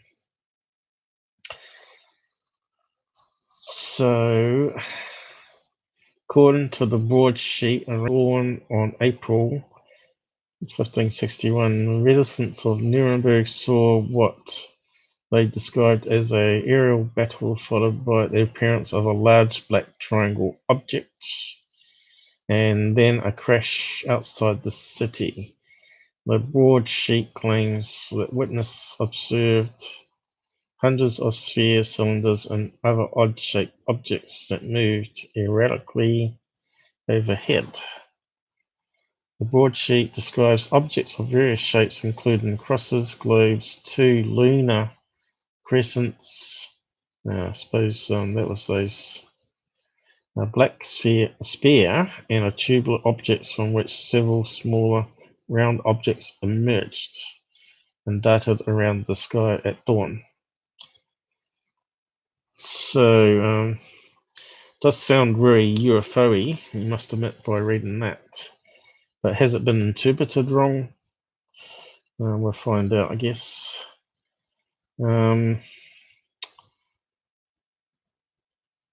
So they've gone on to describe more of it here. Let's see. A dreadful apparition occurred on the sun, and then this was seen in Nuremberg, in the city, before the gates and in the country, by many men and women. At first there appeared in the middle of the sun two, so it's starting to change a bit now, blood red semicircular arcs. So that's probably where the sundog business comes in. Just like the moon in its large quarter, and in the sun above and below on both sides. The colour was blood. There stood a round ball of partly dull, partly blood red ones, and other balls in large number, about 3 in the line and 4 in a square. So, as you know, when sundogs happen in the sky, I'm not sure if you've seen one. I don't think I have, but I've seen videos and photographs of them. You get also other round shapes occurring in the sky, and it's normally due to the ice crystals, a certain ice crystal content in the atmosphere, and a certain layer where the sun shines through and causes reflections of the sun itself in different parts of the sky. It kind of looks like multiple suns. So reading that, it kind of sounds like it could be a sundog, because this is the written report. Goes on to say here, 3 in a line and 4 in a square. Also some alone. In between these globes there was visible a few blood red crosses. And as you know, if you look at some of the sundog photographs, they do form crosses because of the ice particles, the way it reflects or refracts the light. So it still sounds like it could be a rare sundog event where they had the right conditions. Among 2 big rods, one on the right, other on the left. So that's normally what happens, is the sundog splits the light and you normally get 2 objects left and right. Within a small big rods there were 3, also 4 or more globes, all started to fight among themselves. So that could happen as you know, as it was, what was it? It was at dawn, I think, 5 o'clock in the morning or something like that, as the sun was rising. So if it was rising, it was going to be changing the angle of reflections as it's rising still, and it'll move around the blobs in the sky that it's reflecting off the crystals, and it will look like they're fighting, I guess. So the globes standing outside the sun in the small and large rods, and the rods, as you know, you can see on photographs where you get the streaks of light happening, which we call lens flare. You can see it with your eyes sometimes as well. Of course, through ice crystals, it's going to be more common. So it goes on a bit here. Small and large rods flew into the sun. So obviously the sun's still rising.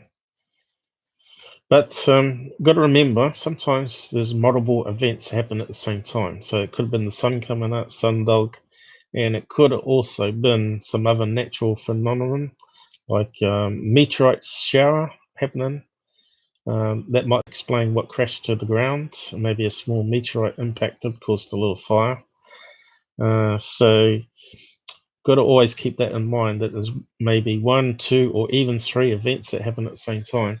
The other possibility people were talking about, the black spheres being birds being scared by the weather phenomenon that's happening and taken to the skies, and creating murmurations and like crows flying around in circles, creating these black spheres in the skies, or even black spear shapes in the sky. You know, you're seeing that where they sort of.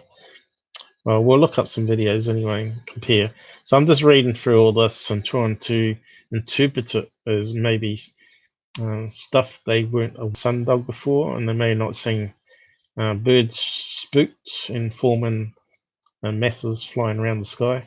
There's also some insects that come out every 11 years, like locusts that plague the skies, block out the sun. So that could even been a possibility, and they would also die and fall to the ground. So let's investigate it further. So if we look at, I should close that one down. So what do you guys think on that story about the spheres?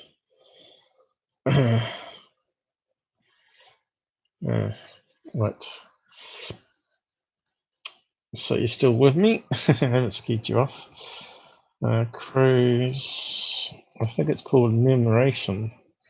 How do you spell it? I don't know.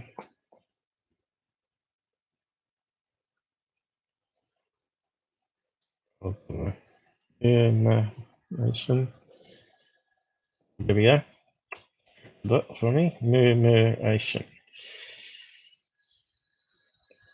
And there's probably a few videos up which are pretty interesting to watch. And if you look at some of them, they do look like they're forming spear shapes in the sky. So we want one that's not going to be copyright.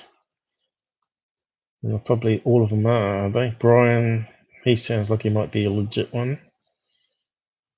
We don't know company video because they're trying to take ownership of my YouTube.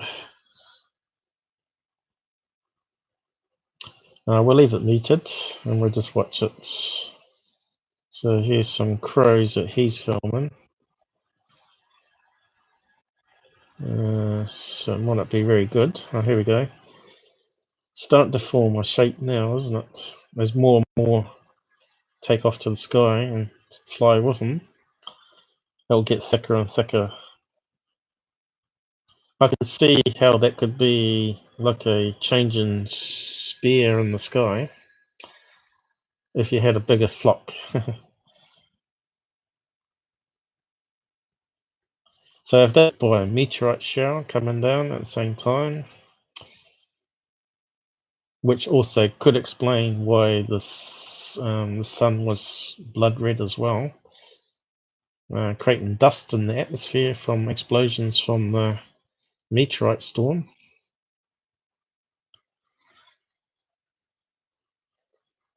So that's sort of how I'm sort of piecing it together myself. You may not agree. What else we got here? Paul Cunningham, Master Mistress, Peter Alfred. We want a really good one though. The good ones will be commercial probably. We'll have a look at this one.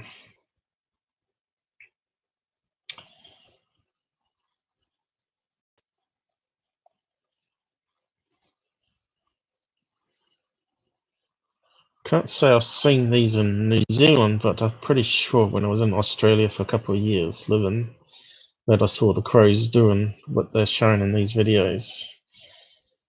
And they make a lot of noise as well. So is it playing? Oh, here we go. Well, they're far away, these ones, it looks like. It's not the best ones, is it? Maybe we can get some images, still images.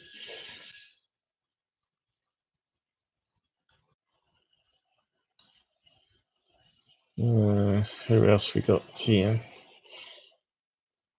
We want a sky thicker one.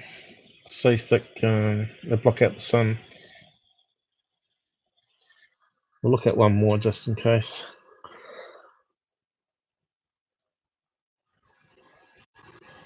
That one's a bit better. But they're not clustered together enough to form those wicked patterns that you get.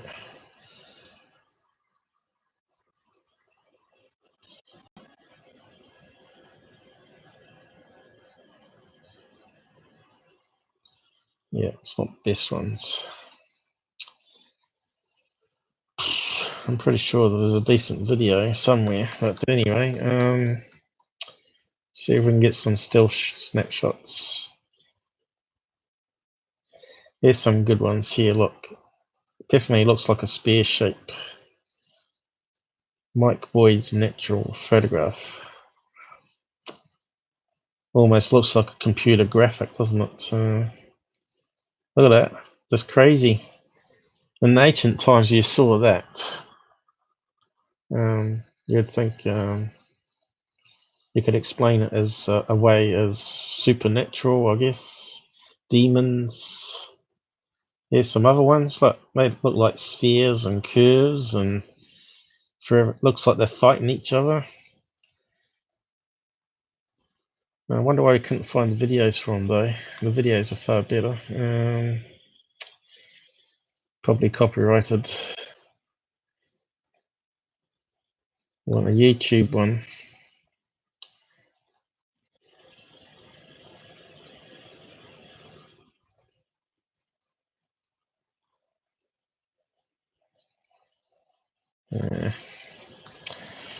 Looks like we're not going to find a YouTube video.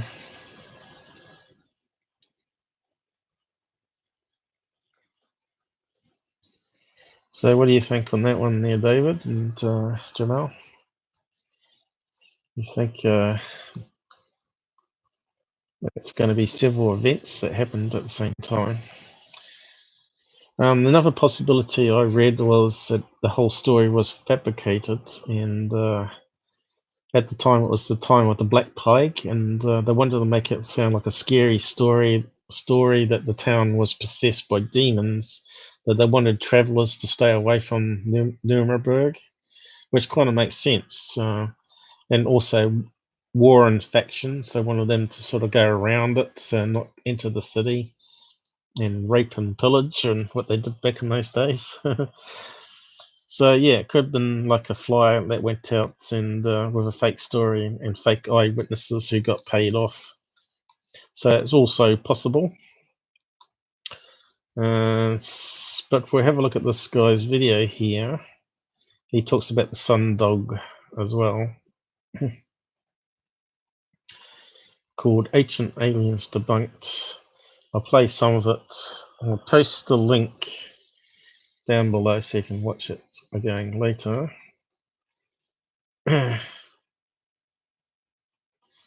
What we call it, 1561 UFO or UFOs.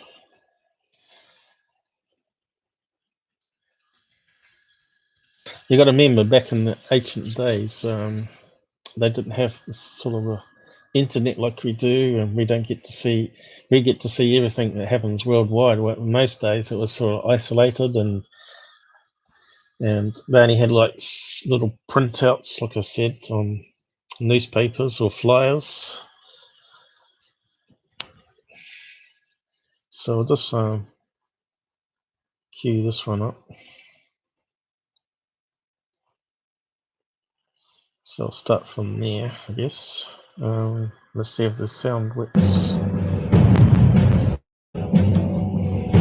Good animation, like something that Third Phase would use, like the Death Star.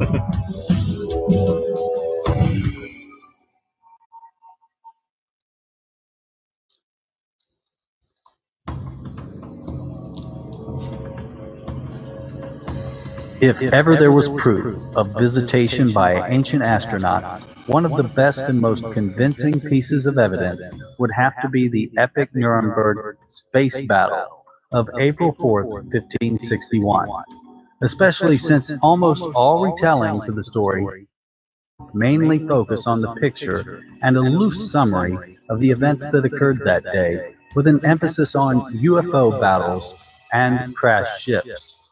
And good luck finding anything else besides that. Just about everywhere you read it, the story goes like so. Residents woke up early one April morning and saw the spectacle portrayed in the woodcut, which clearly looks like the final space battle from Return of the Jedi, complete with X-Wings, explosions, and Darth Vader's Star Destroyer. Making this even more convincing is that some of the objects are said to have fought for a while, and some crashed, as seen in the lower right-hand corner. Orbs and crosses fighting. Tubes and a giant arrow. Crashing ships. Has to be a space battle. While it is tempting to dismiss the whole event as a hoax, and some have, or poo-poo it away as a mass hallucination due to ergotism, there are a few facts that make that very hard to do. Mainly the fact that Hans Wolf Glasser, the artist who did this woodcut, was a real person who really did do woodcuts. And this woodcut is actually from the time and place that it says it is, and is depicting a real event that witnesses saw. For all intents and purposes, it seems like a legitimate case. There are links in the description where you can read all about it, with the help of Google Translator or... the links don't work now, because I had a look. Is that playing all right? I hear it all right? I know there's some sort of weird echo that seems to happen, but that's all right. It sort of helps the copyright stuff as well, because it's not identical audio. But it might be hard to hear it. I put the closed captions on as well, just in case. Yep, what are you saying here? I've got to get some sleep now. We'll catch up on the rest of the stream tomorrow. Okay, mate, good night. I'll just play the rest of this. It's probably another 8 minutes. Or Babblefish, and also for this place here. You can also see a pretty comprehensive gallery of Hans Glasser's work here. Understand the genre of the 16th century woodcut, or broadsheet, which was the early predecessor of today's newspaper.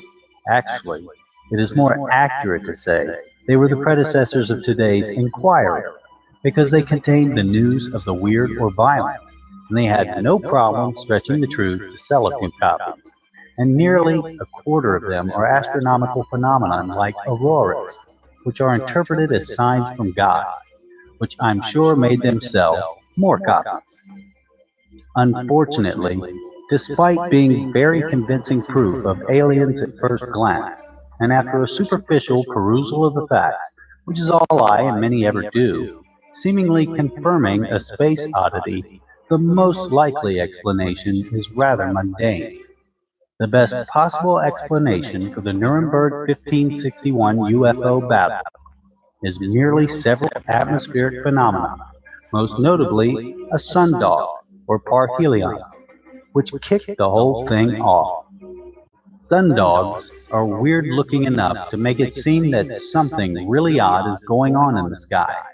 But a sundog is basically Earth's atmosphere or ice in the upper parts of the sky acting as a prism or reflective device and making the light from the sun or moon do wacky and sometimes zany things. And Nuremberg had perfect conditions for this to occur. Sundogs and the phenomenon that often occurs with them were also seen with religious significance back in olden times. In fact, one of the first sundog sightings we know of was depicted in a famous painting called Vadersolstaplan, and it was interpreted as an omen of God's forthcoming revenge on King Gustav Vasa for his having introduced Protestantism during the 1520s. Very often, these woodcuts, some of which are obviously depicting sundogs, are interpreted as messages from God, often because of the crosses in the middle of the sun. God is said to be telling them to do all kinds of things. In fact, the Nuremberg woodcut was interpreted as meaning that they should go to war with the Turks. Here is a sundog interpreted with religious significance in a woodcut because of the cross in the middle. Looking at the description of the event, modern pictures, videos, and other old depictions of similar events, you'll soon see that a sundog really is a more plausible explanation than the galactic empire paying a visit. So what I will do is go point by point to the translated description of these events on the woodcut itself. And at the end, we will supply a translation of the text and also in the description below. It starts off with, first, the sun showed and was seen with two blood-colored, half-round strokes, like the diminishing moon, right through the sun, and in the sun, above, under, and on both sides, stood blood-colored and partly bluish or iron-colored, also black-colored, round orbs. Here is a photo of a sundog, with a halo and a red orb. If there's one red orb, perhaps in other events there could be more than one. And depending how light refracts, remember sundogs are like prisms. There could be multiple colors, depending upon how light refracts through the clouds. It goes on to say, the same on both sides and in circle plates around the sun. There were such blood-colored and the orbs in great numbers, standing 3 in a row, sometimes 4 in a quadruple, also a lot of singles. Between such orbs, a lot of blood-colored crosses have been seen. And between such crosses and orbs were blood-colored strips, thick behind and to the front a bit smoother than. Circled plates may be referring to halos. So it seems there's halos and multiple orbs in groups and separate. Here's one sun halo that looks vaguely plate-like with links to other sun halos. Here we have a halo with multiple orbs. Some of the orbs take on a little bit of a cross-like shape with a light flaring that may or may not be due to lens issues. Most of the orbs on film are the usual sun-colored kind. But recall that the Nuremberg event was between about 4 and 5 a.m., when the clouds and sun could have been a reddish and orange, perhaps lending to other colors not seen in pictures or video.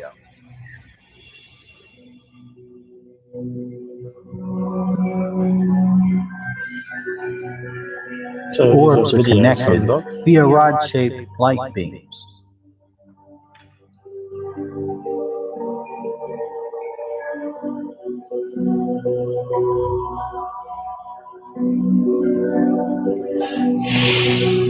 It does look very feasible.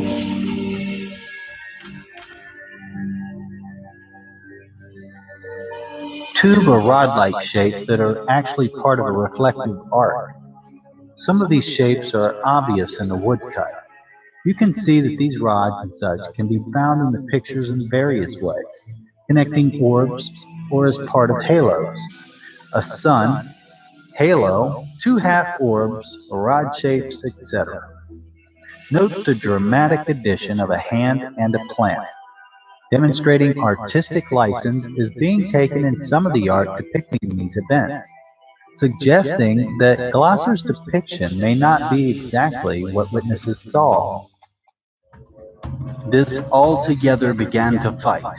The orbs first in the sun moved towards the ones standing at both sides, so the ones which were outside moved together with the orbs out of the small and large tubes into the sun. Also, the tubes moved toward each other, like the orbs and everything fought and battled with each other nearly 1 hour. And after the battle, which moved for a while into and again out of the sun, from one side to the other most violently, exhausted itself by each other. The shapes fought, but we're not given much detail about what this fight consisted of. Were there lasers, light flashes, or did the objects just chase and run into each other? The woodcut does not say. This alleged fighting can possibly be explained by this video describing how different shapes are achieved, seemingly based on where the sun is in the sky. Note that the multiple suns, sundogs, appear at the beginning then give way to other aspects, like tubes, just like was explained in the woodcut. The fighting could be as simple as one shape moving slightly and changing shape as the sun moves, and appearing to push other shapes out of the way. Also, the shapes in the woodcut are shown all jumbled together and randomly strewn about, though nothing in the narrative says this was the case.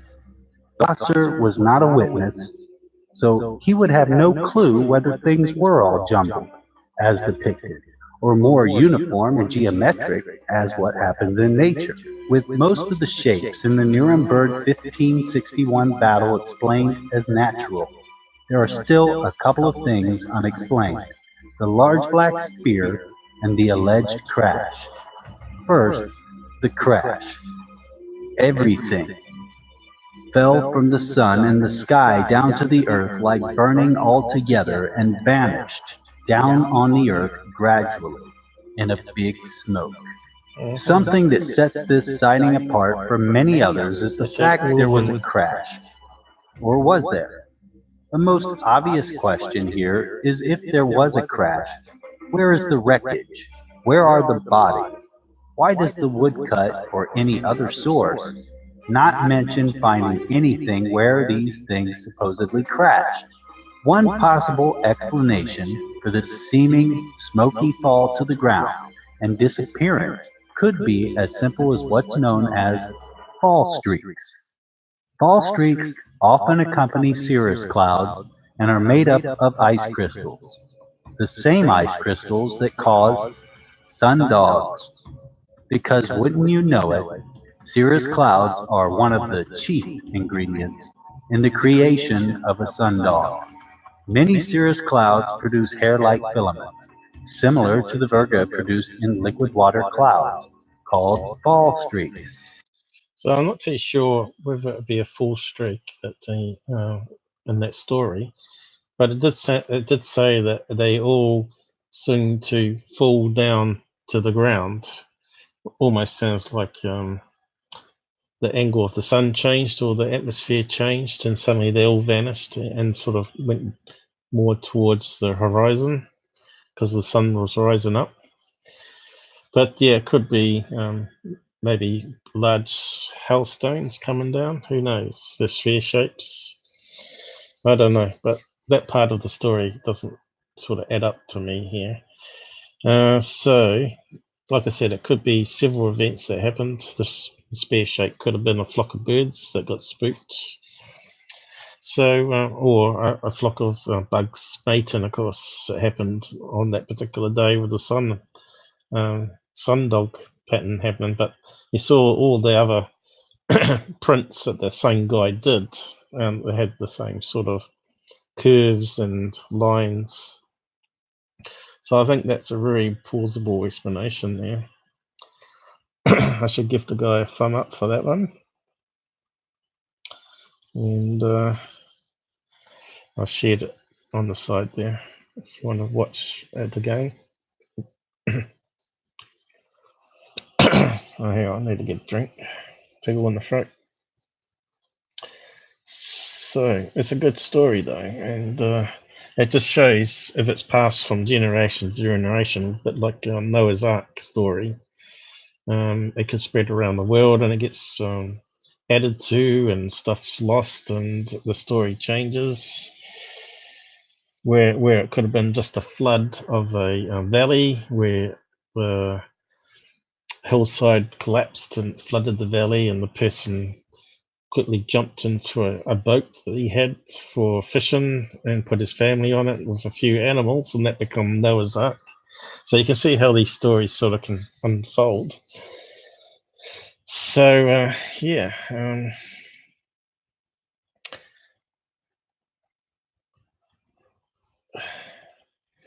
so it's a good one, but also you notice it was a wood print, so I'm not sure if they paint it with dyes and then press it onto paper. Wasn't too well explained there, so I'm not sure why I got this one. Just a backup one to that one, more of the story than the wiki, I guess. But that's one about religious propaganda. As mentioned before, there was God-fearing times.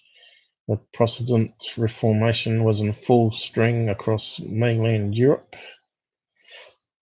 Created rapid pace. Whether such signs means God alone knows. So that's the problem. Back in those days, they were extremely religious. What was the bit I wanted to read out in this though?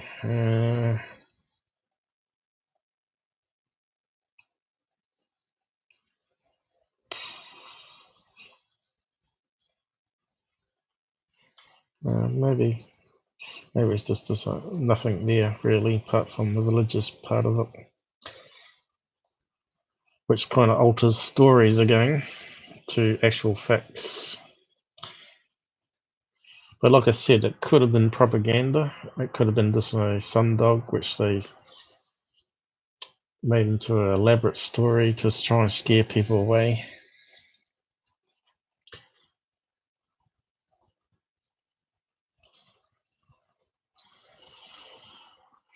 It's like shooting stars, you know, sign from God.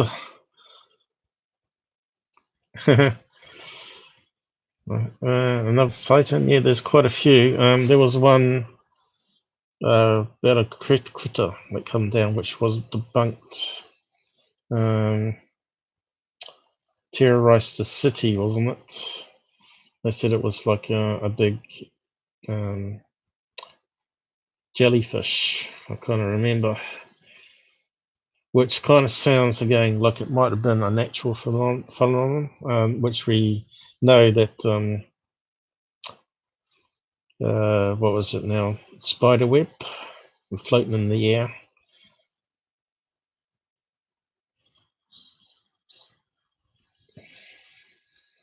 Let's see. I might better find it.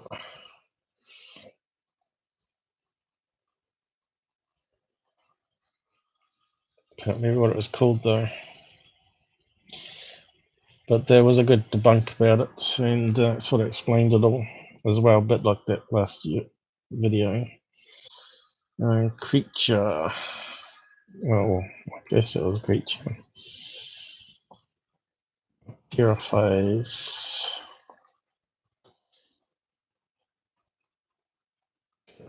City. Oh, spell it. City. 1800s, was it?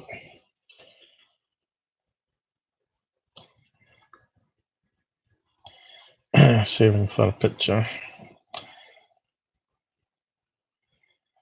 Probably won't be able to. It's going to pick up a load of other stuff probably. Demons. Yeah. I did say 1800. A lot of these look modern. I think it might have been over UK, was it? UFO maybe, put in the title. It's also another good story though. Oops.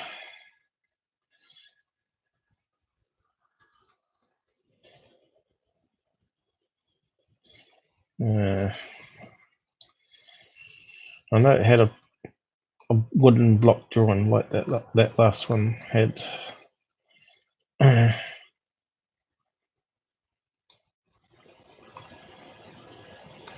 Yeah, it's not looking promising on the setch. Critter maybe. Jellyfish maybe. A jellyfish.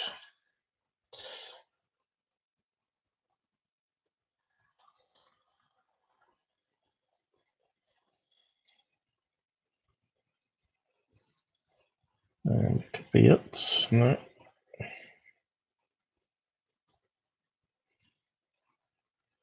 Cloud formations. I know it was a long time ago. Maybe it was earlier than 1800s. Or the year number. Yeah, it's not popping up. Like I said, whenever it comes to looking for something, we can never find it. We've got SpaceX there, which kind of looks like a jellyfish, I guess.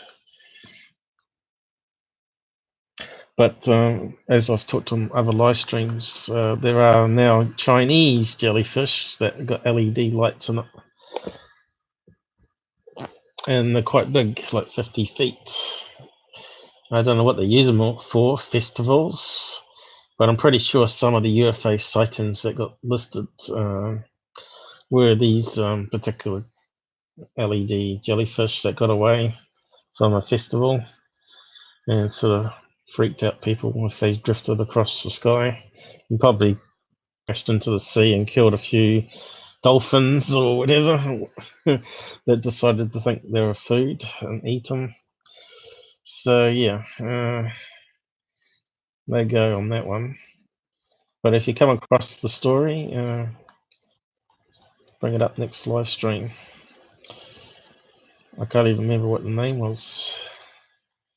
So that brings to Indian ancient atomic blasts and the story of these things here.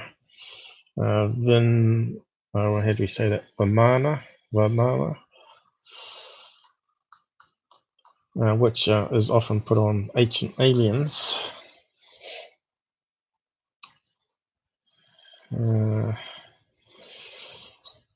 The case against ancient aliens, part 6. How do you say it? Vimadas and nuclear war in ancient India. So some guy did a thorough investigation on Skeptoid here, but I'll post both of those links because these ones are pretty good to have a read of. This one goes on for many pages. So he's obviously not impressed with ancient aliens on TV. And already we're past 2 hours here. And I might have to wrap up soon. So I'm just wondering if I should leave that one till another time. And the last story was about the 1967, the Betty Anderson abduction. I was going to read out that particular case, but I think I might leave that for next time. So let's have a read of this atomic bombs. You heard the story of... Today we're going to spin the globe around to India, to eastern edge of the Great Thor Desert, where sits the ancient city of Jaipur, according to a popular story backed up by numerous articles online. Indisputable evidence of an ancient nuclear war can be found throughout the region. Some of it sounds rock solid and indisputable. Could it possibly be true that the ancients figured out atomic weapons 8 to 12,000 years ago? Today we're going to look at the evidence and just see how plausible the story might be. To summarize the popular version of the tale, a short distance west of Jaipur is a region where radioactivity is so great that residents have long had high rates of cancer and birth defects, and that has now been cordoned off by the government.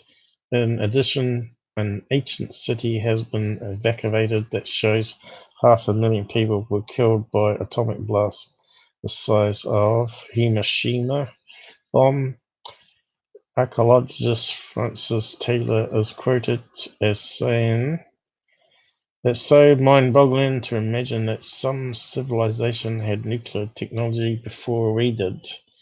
The radioactive ash adds credibility to ancient Indian records that's described atomic warfare."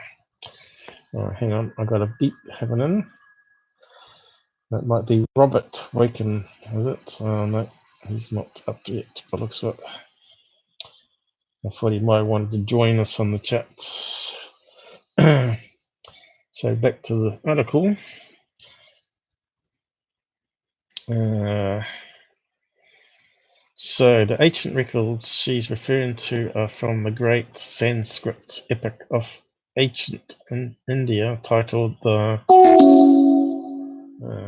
what's that?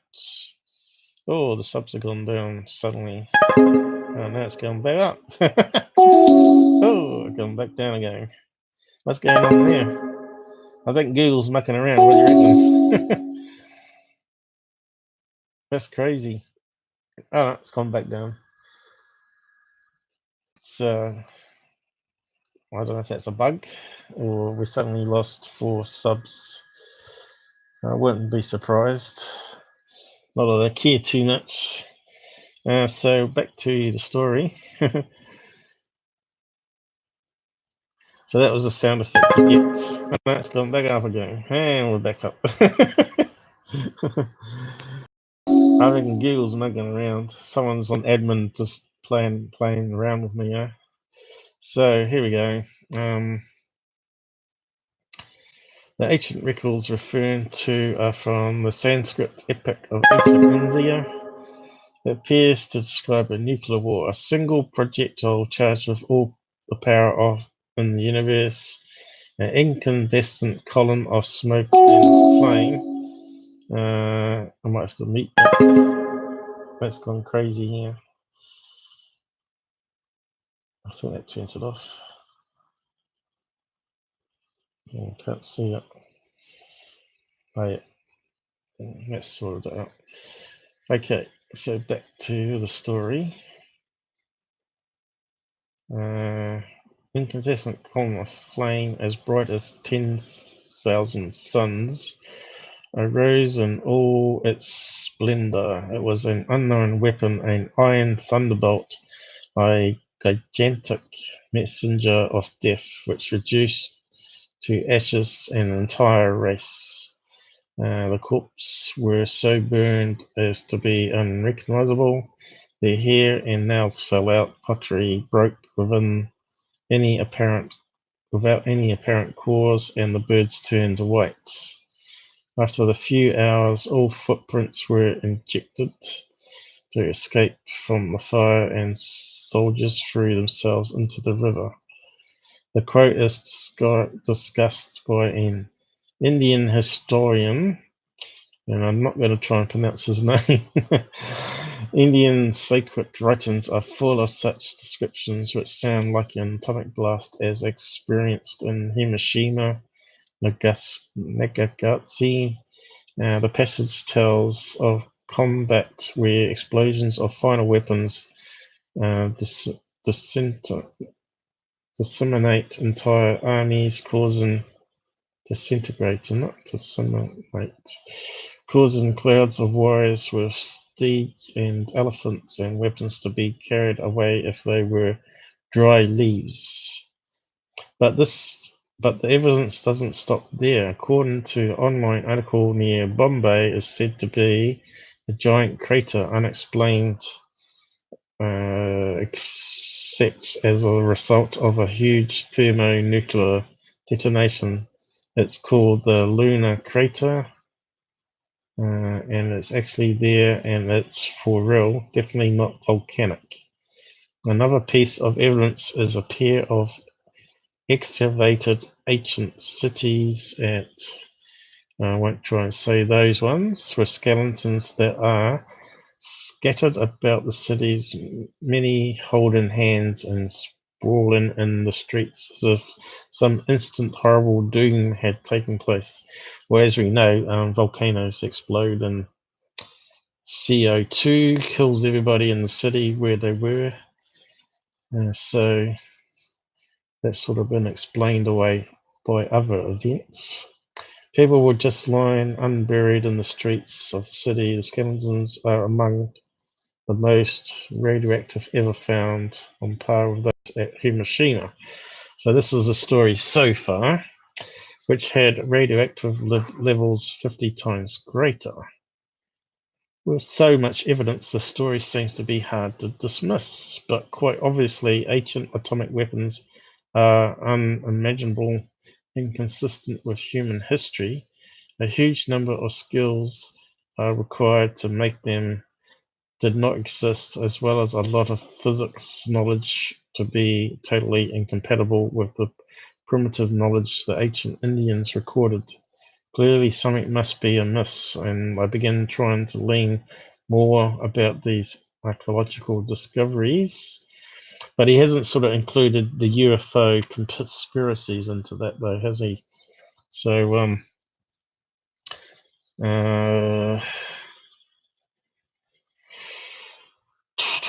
whereabouts were we? Sadly for the legend, there is nothing remotely like this story in any. So what he's done some digging to try and verify the story. Remotely the story in any archaeological publications. Archaeological information about the excavations at Modaro, blah blah blah, and other Indus Valley sites is widely unavailable online and in print, and there is simply no such thing as radioactive skeletons or skeletons in large numbers or holding hands or sprawled in any way that the archaeologists saw reason to print. So he's saying it's not documented. The next easiest thing to check would be those quotes from At a minimal, I wanted to see the context of these passages. So I went to online searchable, blah blah, to look for these quotes. Couldn't find them. Couldn't find anything even vaguely like them. Could it be possible that whoever originated this tale made up the primary source? Let's see that possibility aside for a moment and see what we can verify about the rest of the story. How about the residual radioactivity west of Jaipur?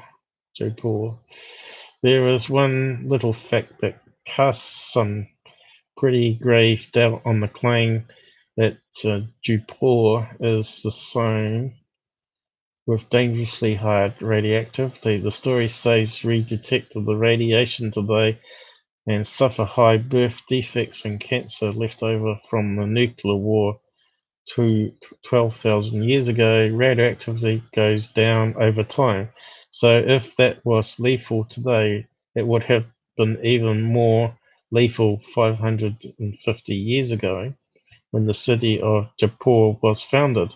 It would seem a poor choice to locate a new city. However, Jaipur was founded and has flourished ever since.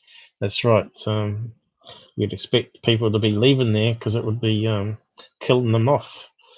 Furthermore, the vast majority of radioactive isotopes produced in a nuclear blast have extremely short half-lives, measured in seconds, thousands, hours or days, and are reduced to safe levels quickly. Those that pose the greatest threat to human health are cesium-137 and strontium-90, which has a half-life of 30 to 28 years. And so even these would have been well below natural background levels thousands of years ago. Other long-lived isotopes are produced by nuclear explosions, but much lower amounts. Note that despite the atomic destructions of Hiroshima and Nagasaki, put together all that radiation data, and we know for a fact with no doubt that any claims of modern radiation in India proven a prehistoric nuclear war was false. So we have good reason to regard the entire story with great skepticism. So he goes on a bit more here. For example, the idea of an ancient city with 500,000 people west of Jaipur, not very likely. There are no ancient cities anywhere in the region west of Jaipur. It's the Thar Desert, and 500,000 people would be immense and pretty hard for archaeology to miss. This part of the story has to either be dead wrong or made up. But that's not the only part of the geographic that doesn't make sense. If this was a nuclear war, It was practically a national-wide theatre. Mojadaro, blah blah, are both about 500 kilometers from Jaipur, one to the north and one to the west. None of these places are anywhere near each other. So how about this giant unexplained crater near Bombay, lunar crater, which is some 775 kilometers southeast of Jaipur. Even further away is indeed a real crater, rim to rim. It measures about 1.8 kilometers. It is blasted out of thick layers of volcanic basalt deposited over the plateau 66 million years ago. If the crater was indeed formed by a nuclear blast 12,000 years ago, dating techniques should have made this easy to determine. For a long time, the accepted age of lunar crater was 52,000 years, so far too old to have been part of the alleged nuclear war. This had been determined by the thermoluminescence science dating, which tells us when the sample was molten. But two newer measurements using argon radiometric dating instead found older dates of 570,000 years and 656,000 years, with non-overlapping margins of error.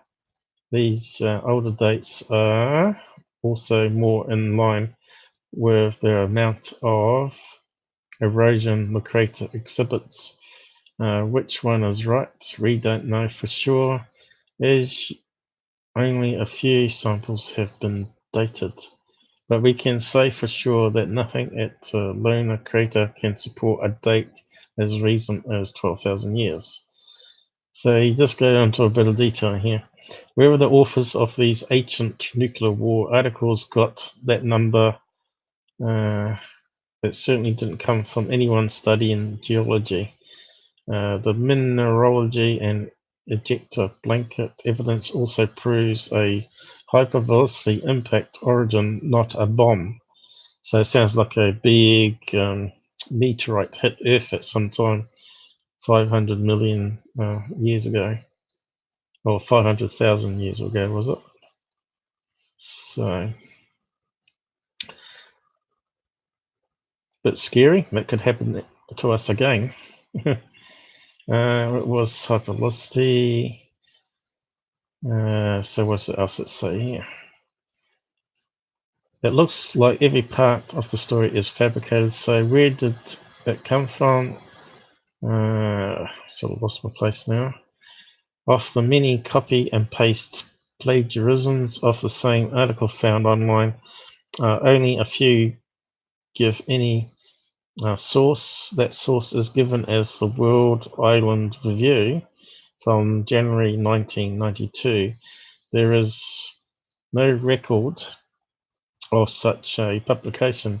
Nevertheless, we can still find case 0, the original posting of the mysterious article, which was made to an alternative news website called KeelyNet in September 2000, but has since been removed. Luckily, it's been archived to the conspiracy theory website renes.com, where you can read the original article without the latter enhancements added by imaginative internet denizens.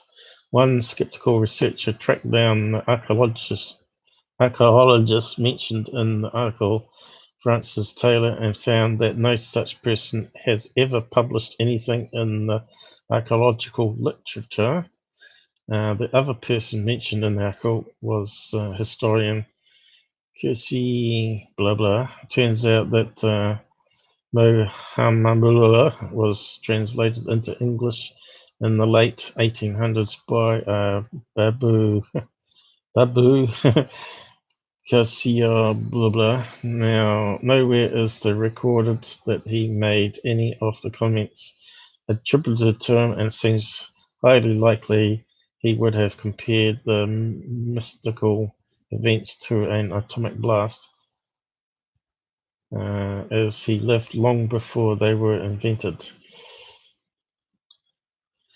Eric von Daykin, in his 1968 book, Chariots of the Gods, 30 years before the Keeley posting, things like flying machines and bright lights were mentioned in the Mahabharata, but M quotes were also fictitious and bore no resemblance to the actual text. I found nothing von Daykin said that could have reasonably been interpreted as atomic blasts.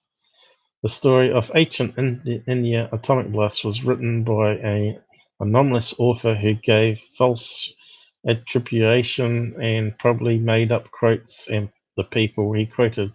This is consistent with the only one kind of writing, fictional. Consider this quote, the original article attributed to Gandoli. Crowds of warriors with steeds and elephants and weapons to be carried away as if they were dry leaves. Sound familiar? Think back to the 1991 film Terminator 2 Judgment Day. The children looked like burnt paper, black, not moving, and then the blast wave hits them and they fly apart like leaves. So I think someone was inspired to write some nuclear war fiction. Of course, there's no way to know for fact if the line of dialogue was inspirational to our unknown author. That's probably not only time someone has used at least metaphor in this way, but also wouldn't be the first time a movie inspired an urban legend. We talked about at least 2 other cases here on Skeptoid. The disappearance of Frederick Valentrich and episode blah blah on Sky Trumpets, which is nonsense, as we know. But regardless of the source, the story of ancient atomic blasts in India serves 2 purposes. One, the upside, it makes internet lore a bit more colourful, and on the downside, it spreads misinformation, which those ancient alien guys love to use this. And talking about the Indian sky fights of UFOs and atomic blasts. Innocent readers take for truth all future internet hoaxes. Please keep it classy, write a good story, but please do not create a landmine of bad information. The internet is dangerous enough place as it is.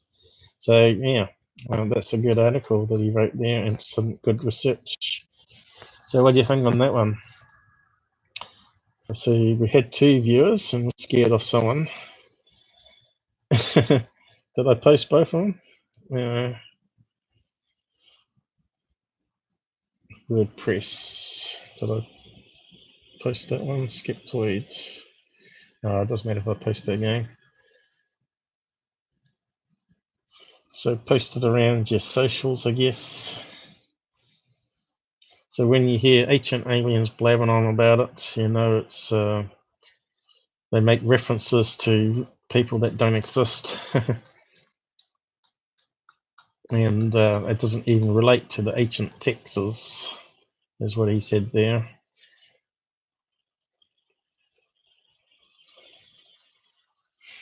And of course now we've got this gun here, which is a big story. Be a good one to read out though. He said here, this post was originally intended to be published as an article in Ufologist magazine, but unfortunately they have ceased publication. Vermadas, is that how you say that? So the Ancient Aliens episode, the evidence claims there are ancient Sanskrit, which we just was talking about, texts dating back as far as 6000 BC, describing in vivid detail Vermadas. Actually, there were no Sanskrit speakers in India in 2000 BC. Instead of showing us any of these supposed 8,000-year-old texts, Ancient Alien proceeds to show us illustrations from Brahmanica Astra. This is not an ancient text. It was channeled by Pandic, blah blah, between 1918 and 1923. One would not learn this from ancient aliens who give their evidence the impression this is an ancient text. So I might just wrap up because I need to go to the toilet and get a drink.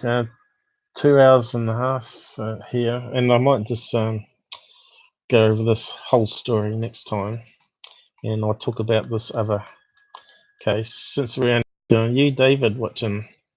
So we didn't do too well. We only had 2 watches all night, and people dropping in and out. So maybe they're all working or hangovers. I don't know, because it's Friday here, so it must be near and Friday elsewhere in the world soon. Anyway,